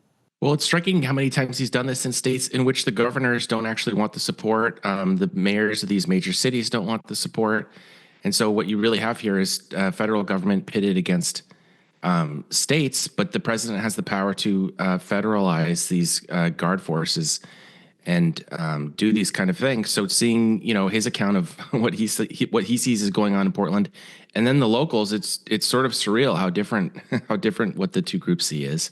Yeah, Ken, I know this fits into some of your reporting, so why don't we just go ahead and get to it? We'll put this up here on the screen about the National Security Memorandum here, NSPM 7 by administration insiders. For those who are not familiar, national security memorandums are often a statement of administration policy previously used by the Obama administration, Biden administration, et cetera, to kind of set the scope for terrorism and or general policy of how all government should flow. So here you say, it quote, NSPM 7 labels common beliefs as, quote, terrorism indicators. Can you just tell us a little bit about what you found in that and what the broader implications are of the memorandum? Yeah, so what NSPM 7 does, and fortunately we know because NSPM 6 is classified, as are many of the national security presidential memoranda. This is completely separate from the executive orders, of which we've seen over 200, and I think that might be part of why people missed it. I think the major media got it mixed up with the designation of the presidential executive order designating Antifa as a domestic terrorist organization. This is completely separate from that. And these national security memoranda are kind of big picture, strategic realignments around whatever it is that they articulate. So they're, in my view, they're much more significant than executive orders. But what this does is it basically authorizes what are called joint terrorism task forces. These were mostly established after and in response to 9/11. That is thousands of troops, or thousands of FBI agents and local police who can be deputized into these joint terrorism task forces. It's kind of similar to the deployment of the National Guard in that you are kind of federalizing what would be local and state troops and assets. And what's interesting is this can be done even without the knowledge and in some cases consent of the state authority, the state legislature and the state governor. So what this does is it sets them on this target, which in this case is domestic. The phrase used repeatedly is radical left extremism and terrorism. And throughout the document it says, "Oh, we're just focused on instances of violence." But what it does when you have when you adopt a counterterror approach, what you're essentially doing is you're getting into pre-crime, because what you're trying to do is you're trying to preempt the next big attack. And if that in the case of a biological weapons attack or a nuclear attack, that might make sense. But short of that, what you're doing is you're trying to preempt things that might not be necessary to do so. And when you want to preempt something, you have to try to predict that it's going to happen. And the way you do that is by looking at speech. And so it has this list of different ideas that they consider. Indicia is the word they use. It's like Latin for indicators that are supposed to tell you that one of these attacks might happen. And when you look at them, these are huge groups of people: anti-Christianity, anti-family, anti. Let me read the list because I have it in front of me, so you don't have to remember all like 12 things or whatever. Because so this is their definition of when they say, "Oh, this is radical left extremist terrorists." This is their definition of what they're talking about, and it appears basically to be anyone who has been critical of Donald Trump. Period. So they're looking at these indicators: anti-Americanism, anti-capitalism, anti-Christianity, support for the overthrow of the U.S. government, extremism on migration, extremism on race, extremism on gender, hostility towards those who hold traditional American views on family, hostility towards those who hold traditional American views on religion, and hostility towards those who hold traditional American views on morality. What's more, you talk about the fact that the Trump administration, it's not like they're only targeting organizations or groups, they're also targeting individuals and quote unquote entities that can be identified with any of those ideologies, which, as I just read off, are extremely broad and vague. Yeah, exactly. And it's important when you talk about individuals because ordinarily when you approach counterterrorism, the idea, at least post 9/11, is you're supposed to map out these organizational structures like Al-Qaeda or ISIS, which really do have resources and really do have funding to be able to do operational things. But the fact that they say individuals and entities, I thought was a little bit chilling. Because again, the whole point of the counterterrorism approach is you're supposed to be responding to something that poses a profound threat to the stability of the state. If it's just an individual and if it's this whole list of different ideologies, is that really something that can carry something out like 9/11? I don't think so. And so, I think the response is wildly out of proportion. What is the entities piece? What does that bring to mind for you? Why is that a particular sort of red flag for you? Well, if you look at the domestic terrorist organization executive order last week targeting Antifa, that rightly caused a lot of concern because you're supposed to. Foreign terrorist organizations are supposed to be what's designated because it's understood that when you treat something as terrorism, that is a direct threat to the First Amendment. Because again, you're getting into this business of how can we use ideology and belief systems to try to anticipate and monitor an attack that might happen. So it's supposed to be treated with a lot of caution. They're completely throwing out the idea of the organization. That's not even necessary anymore. In the case of Antifa, there was this whole debate about, well, does it even exist as a coherent, organized entity? Now they're just done with that. And they're like, well, now there's individuals. And it's like, how much threat does one individual pose? Like, do they have the operational capacity of Al-Qaeda to be able, we just saw, on 9/11, some more records got released and we were looking at the amount of coordination that had to happen between the different cells. It's not trivial to carry out something big enough that can create a mass casualty event like that. And now it's like that, even that standard's thrown out the window. Well, let's push a little bit here, Ken. I think we all agree here, Antifa is not an organized force. And I'm not some, left-wing organizations or whatever are the ones behind this. I largely think it's kind of bottom up, very relative to let's say the terrorism craze of the late 2010s, the so-called lone wolf terrorists, people like the San Bernardino Pulse shooter, right? These are people who were living normal lives, started getting into Al-Qaeda propaganda, went mentally ill, and killed a lot of people. And so I think most people would say, yeah, there should be some sort of federal government type response to it. I think you're basically saying it should be a local matter. I'm not sure I'm entirely there, although I am very uncomfortable with the way that a lot of the 9/11 post-terrorism state was used, because for all of the Pulse and San Bernardino stuff that they could point to, there were myriad cases, many of which we covered here on the show, which were basically entrapment. Like not legally entrapment, but basically entrapment. Although at that time they had a material support for terrorism charge very easily at their disposal, I don't see how practically they could go down that road. So I know I threw a lot at you, but how do you grapple with that? Yeah, I would say that if you wanted to respond to it, using the counterterrorism apparatus, a more effective way would be to have more focused indicia or indicators than like anti-capitalism. That's huge. That's got to be millions and millions of people. So even just from the perspective of efficacy, that that's going to lead you down some paths that are probably not going to turn up much in terms of actionable. Yeah, some 30+% of Americans, I just saw a poll, identify as democratic socialists at this point.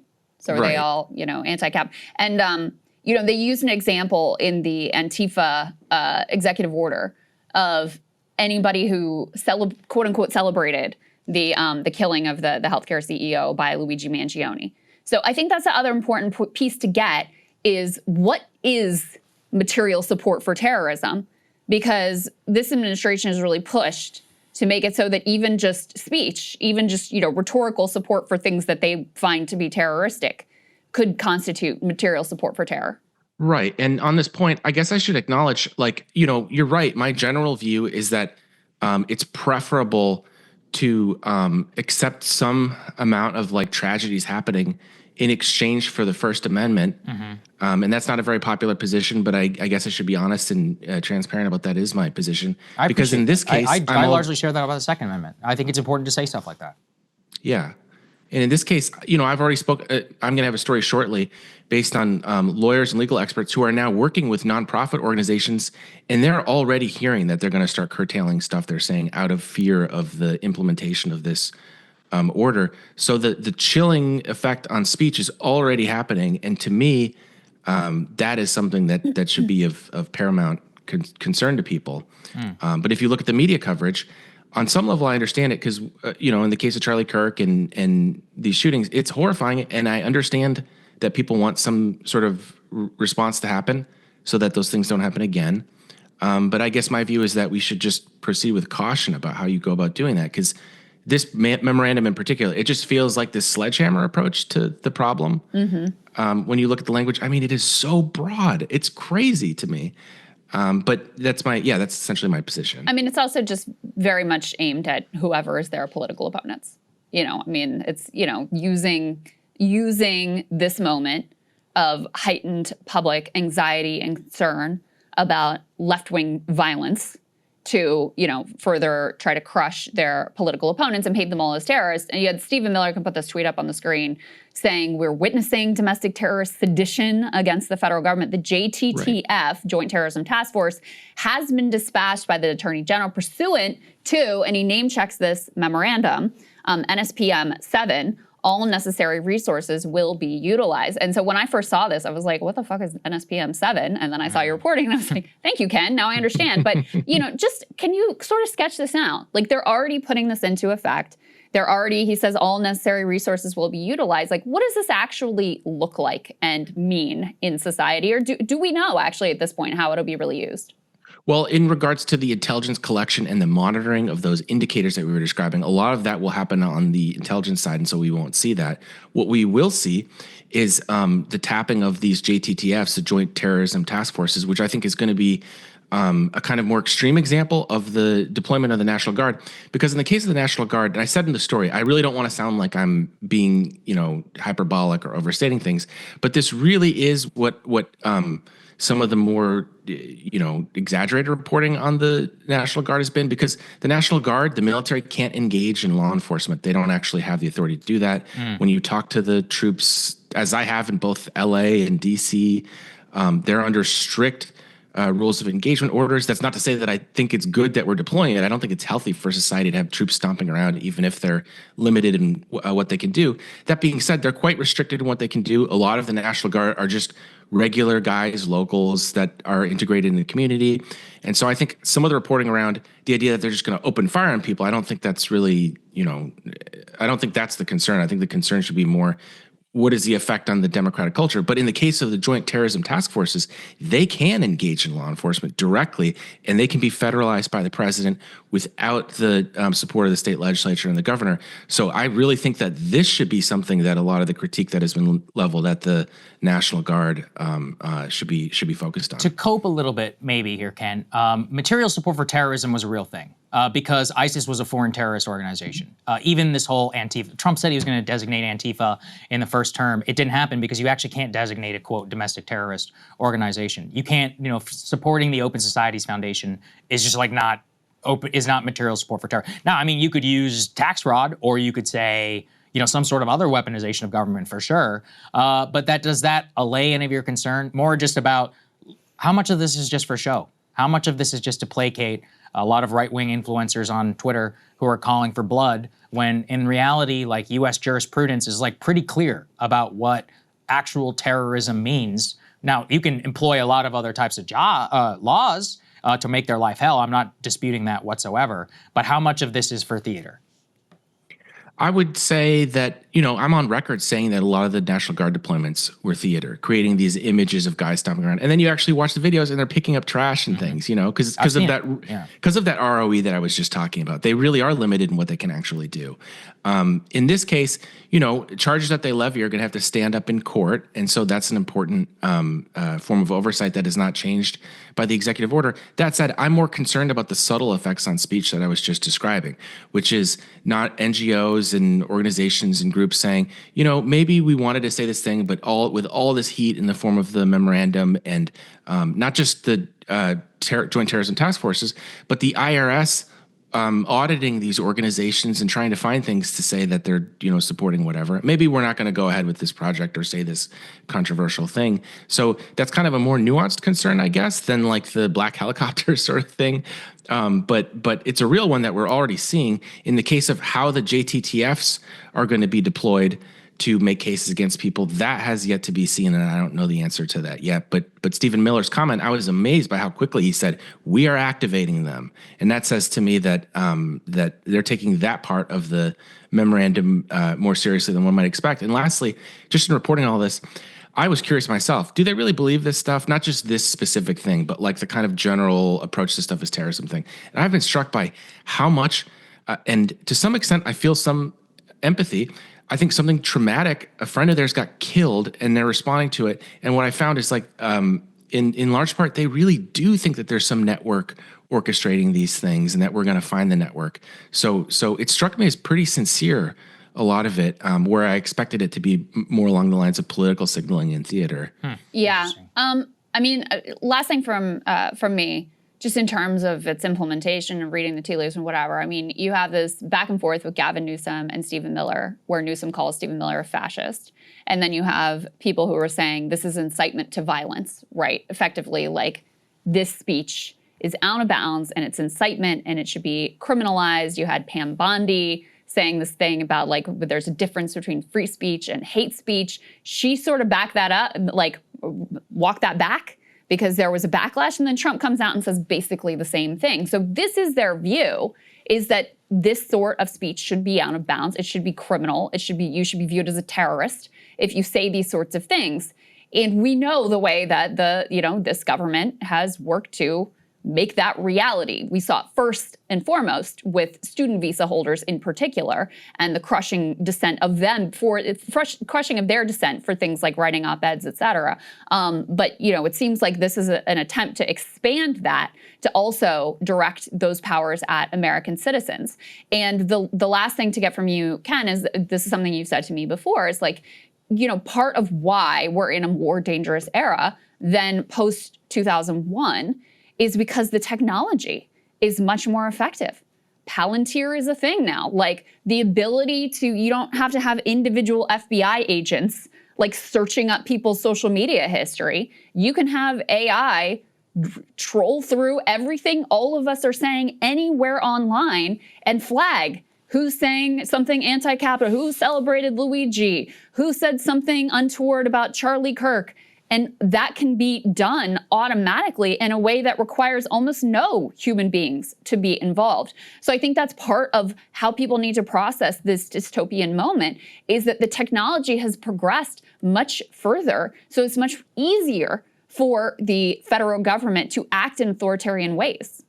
Yeah, totally. We're in a position where, because of large language models and things like that, the state is able to process things on a scale that we couldn't even imagine 15 years ago.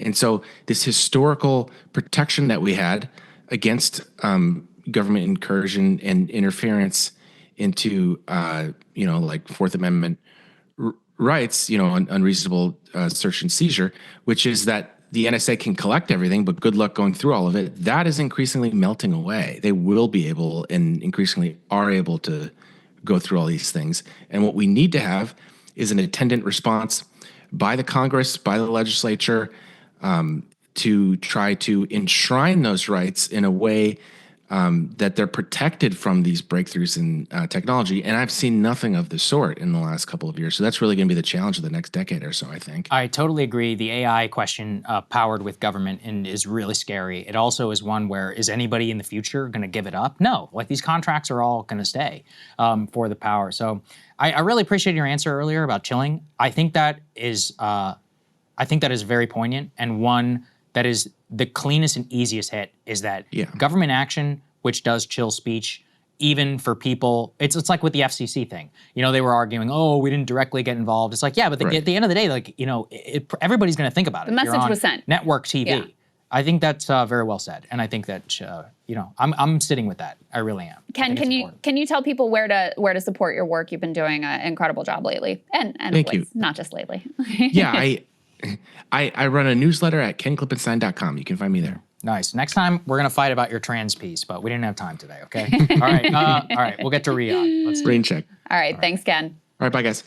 All right, let's get to Riyadh. There was a great confab currently taking place, the Riyadh Comedy Festival, made famous to much of the internet by Tim Dillon, which we'll get to here in a little bit. But nonetheless, many of America's best and brightest flew to Riyadh, accepted large checks for their comedy festival, and we have a little bit of a preview of what we can show everybody. Let's go ahead and put it up here on the screen. What do we have exactly? We've got probably the best stand-up comedian in the world, Dave Chappelle, who joined the Riyadh Comedy Festival, Chris DiStefano, much of the biggest, you know, comedy influencers, I guess you could say, who joined over there. Not a particularly big audience, but you had Kevin Hart rocking his whoop strap just like I am. So shout out to Kevin, who also, by the way, appears in a lot of DraftKings commercials. I've certainly noticed that. But the point being broadly that many of the biggest, you know, comedy stars of the U.S. Decided to go over there. And why I think it's interesting from a broad like question of culture is how much can money buy in terms of your ability to say what you want. Because the thing is I think if you would put some of these people together, many would be, I think, quite critical of the Saudi government. Now, the Saudi government realizes that, which is why, you know, a literal kingdom monarchy is holding a, quote, comedy festival to try and whitewash their image, just like they do with Live Golf and all that. Some people in America are like, hey, who cares? I'm like, well, you know, 9/11, but whatever. Guess we're going to move past that.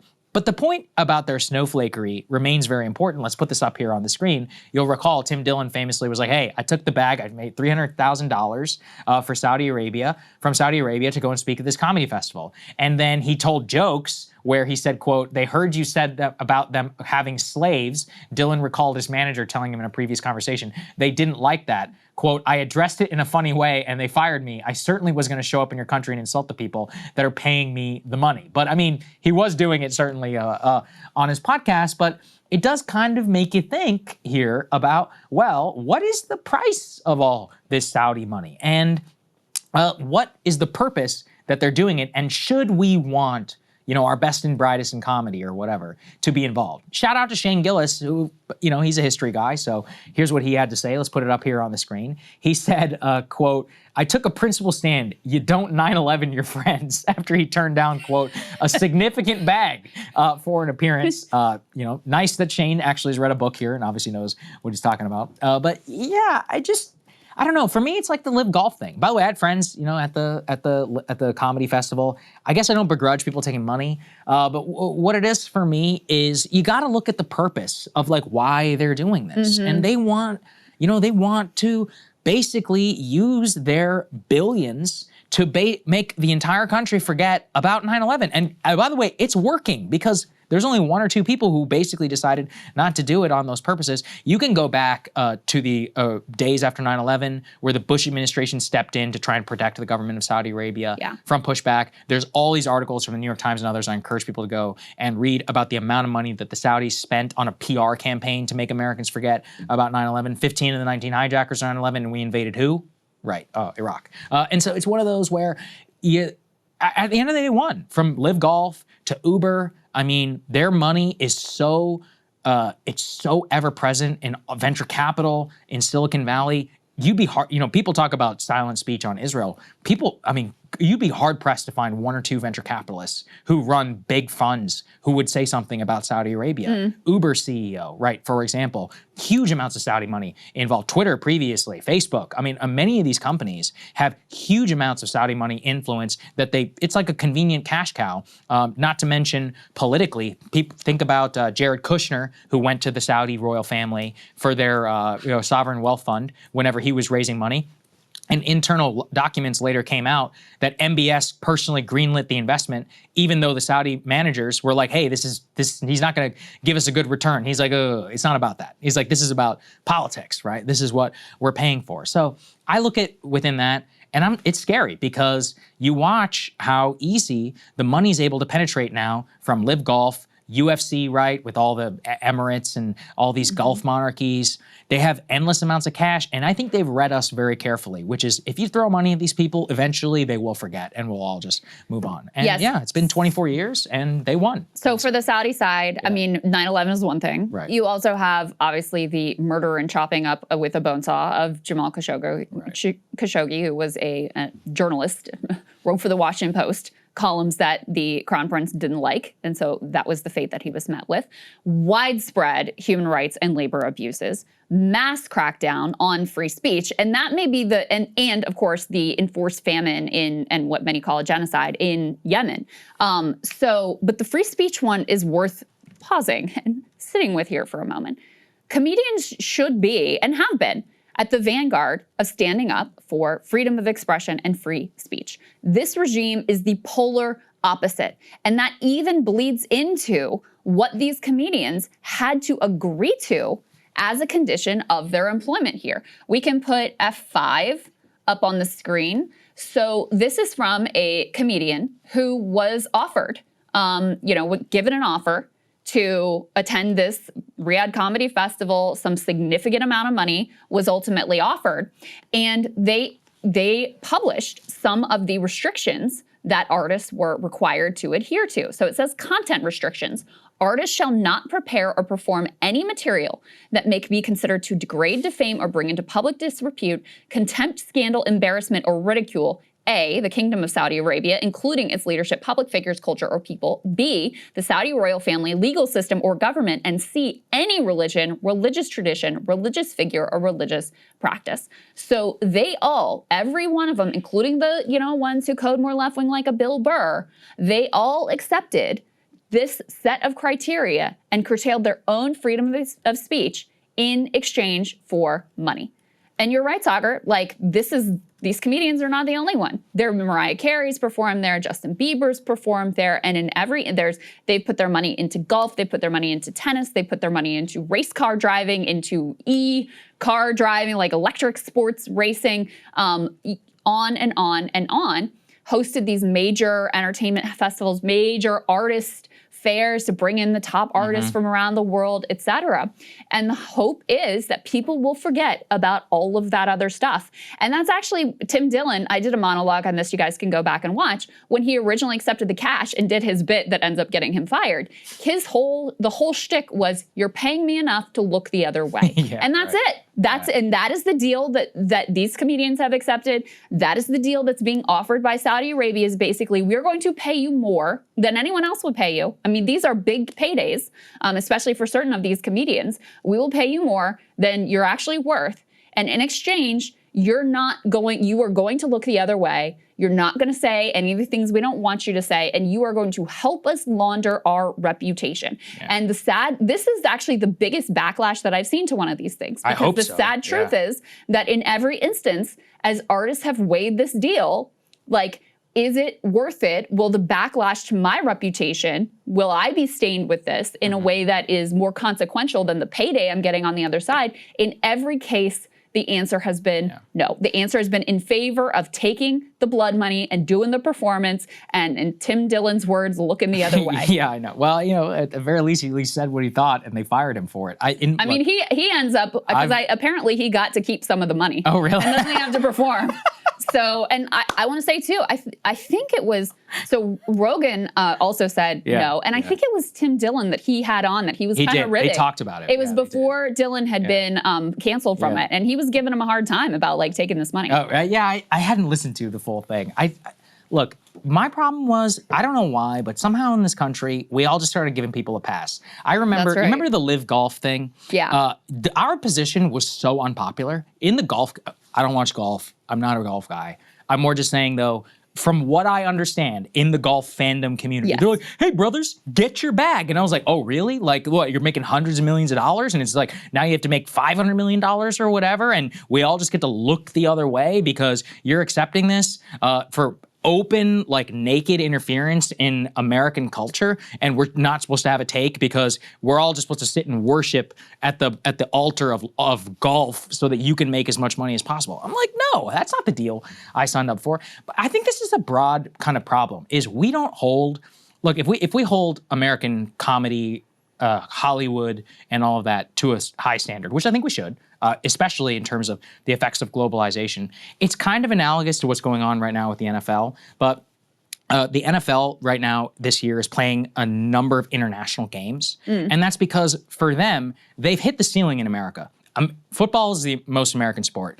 Of the top 100 broadcasts, 93 out of the 100 are NFL games. Like, it's ridiculously dominant. So do you know what they do? They're like, well, we can't make more money. This thing needs to grow, grow, grow. So let's play in Brazil. Let's play in Dublin, like they just did. Let's play in London, in Spain. And because they want to grow the fan base and make it more international so they can make more money. But part of that is that what they're trying to do is use, like, globalization, kind of in the same way that the Saudis are, to make American culture not beholden to American standards. And I think that's one of those where we really should hold these higher echelons of culture to the same standard that I think some people held the Riyadh Comedy Festival. And it's important.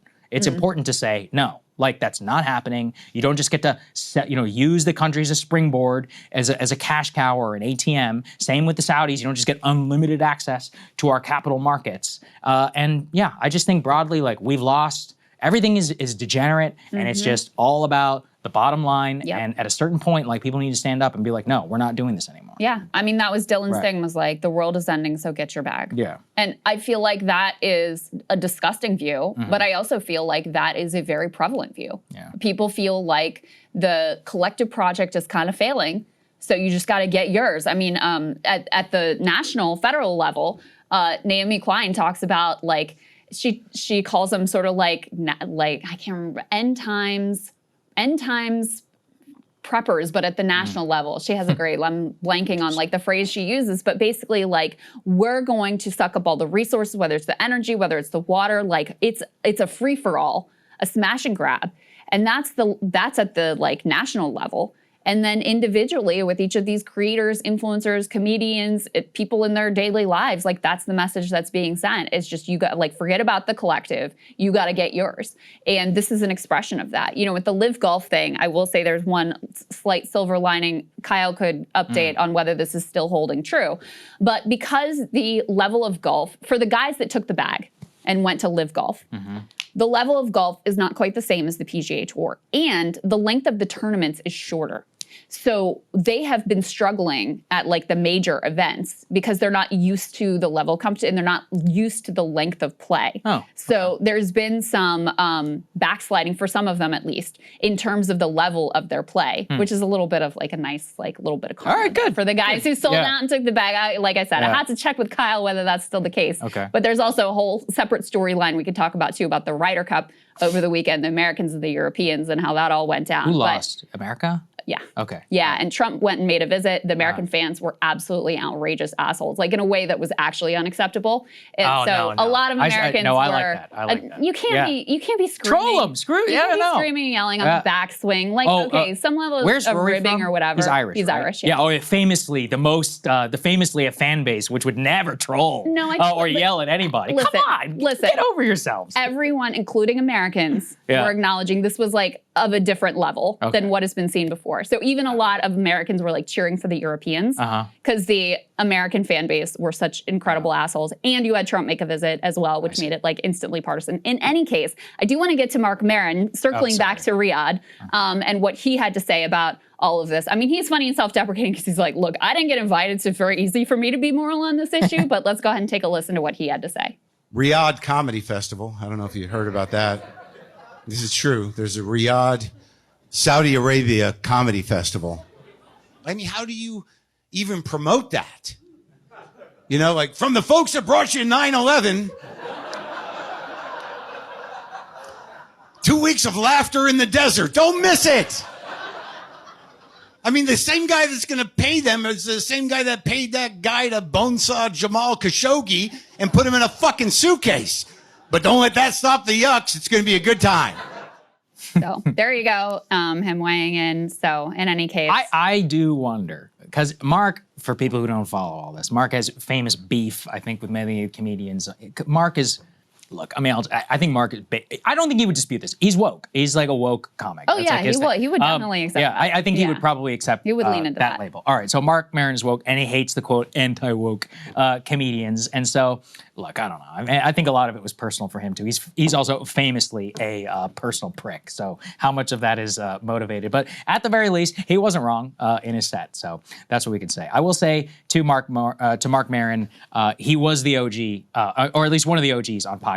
And apparently he is retiring, which is kind of sad. I remember listening to his interview with Louis C.K. where they made up, I mean, this has got to be more than 10 years ago. And that's when I really got turned into the podcast medium. So I do want to give him his due. He did a lot out with a bang, man. He's been throwing bombs. He's been getting attention, like gaining, I feel like he's having a late career resurgence in terms of his relevance. Yes, because he's just a shit lib, and he's just like voicing the same shit lib stuff that he always has. Well, it's just that shit libs are very angry. So much of comedy has become more right-coded that for him to a lot of it has. It's only right-coded to you because you don't agree with it. I mean, it's just one of those where, like, I mean, they all supported Trump. They all supported Trump. Yes, so that's what I'm talking about. Okay, but that's I would consider that to be right-wing. But that's my point, is that it's more about countercultural, and the culture for the last 15 years has been explicitly left-wing. Right. So let me finish my thought here. Yeah. So I mean, you had a bunch of comedians support Trump, right, and endorse him and go to his inauguration, all that crap, right? And then so Maron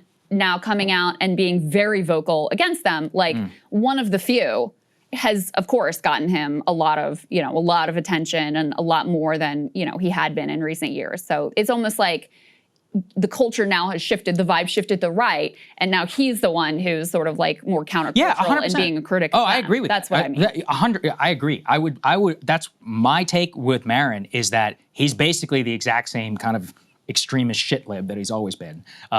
Look, it's not denigrating. I appreciate some of the guys' podcasts. He gets some good interviews and all of that. But it's now that what's happened is that because the country is explicitly run by the Republicans, and there's been effectively like a total, or at least 2024 post-vibes was like total decimation cultural of a lot of victory and everything. Total cultural victory in every way.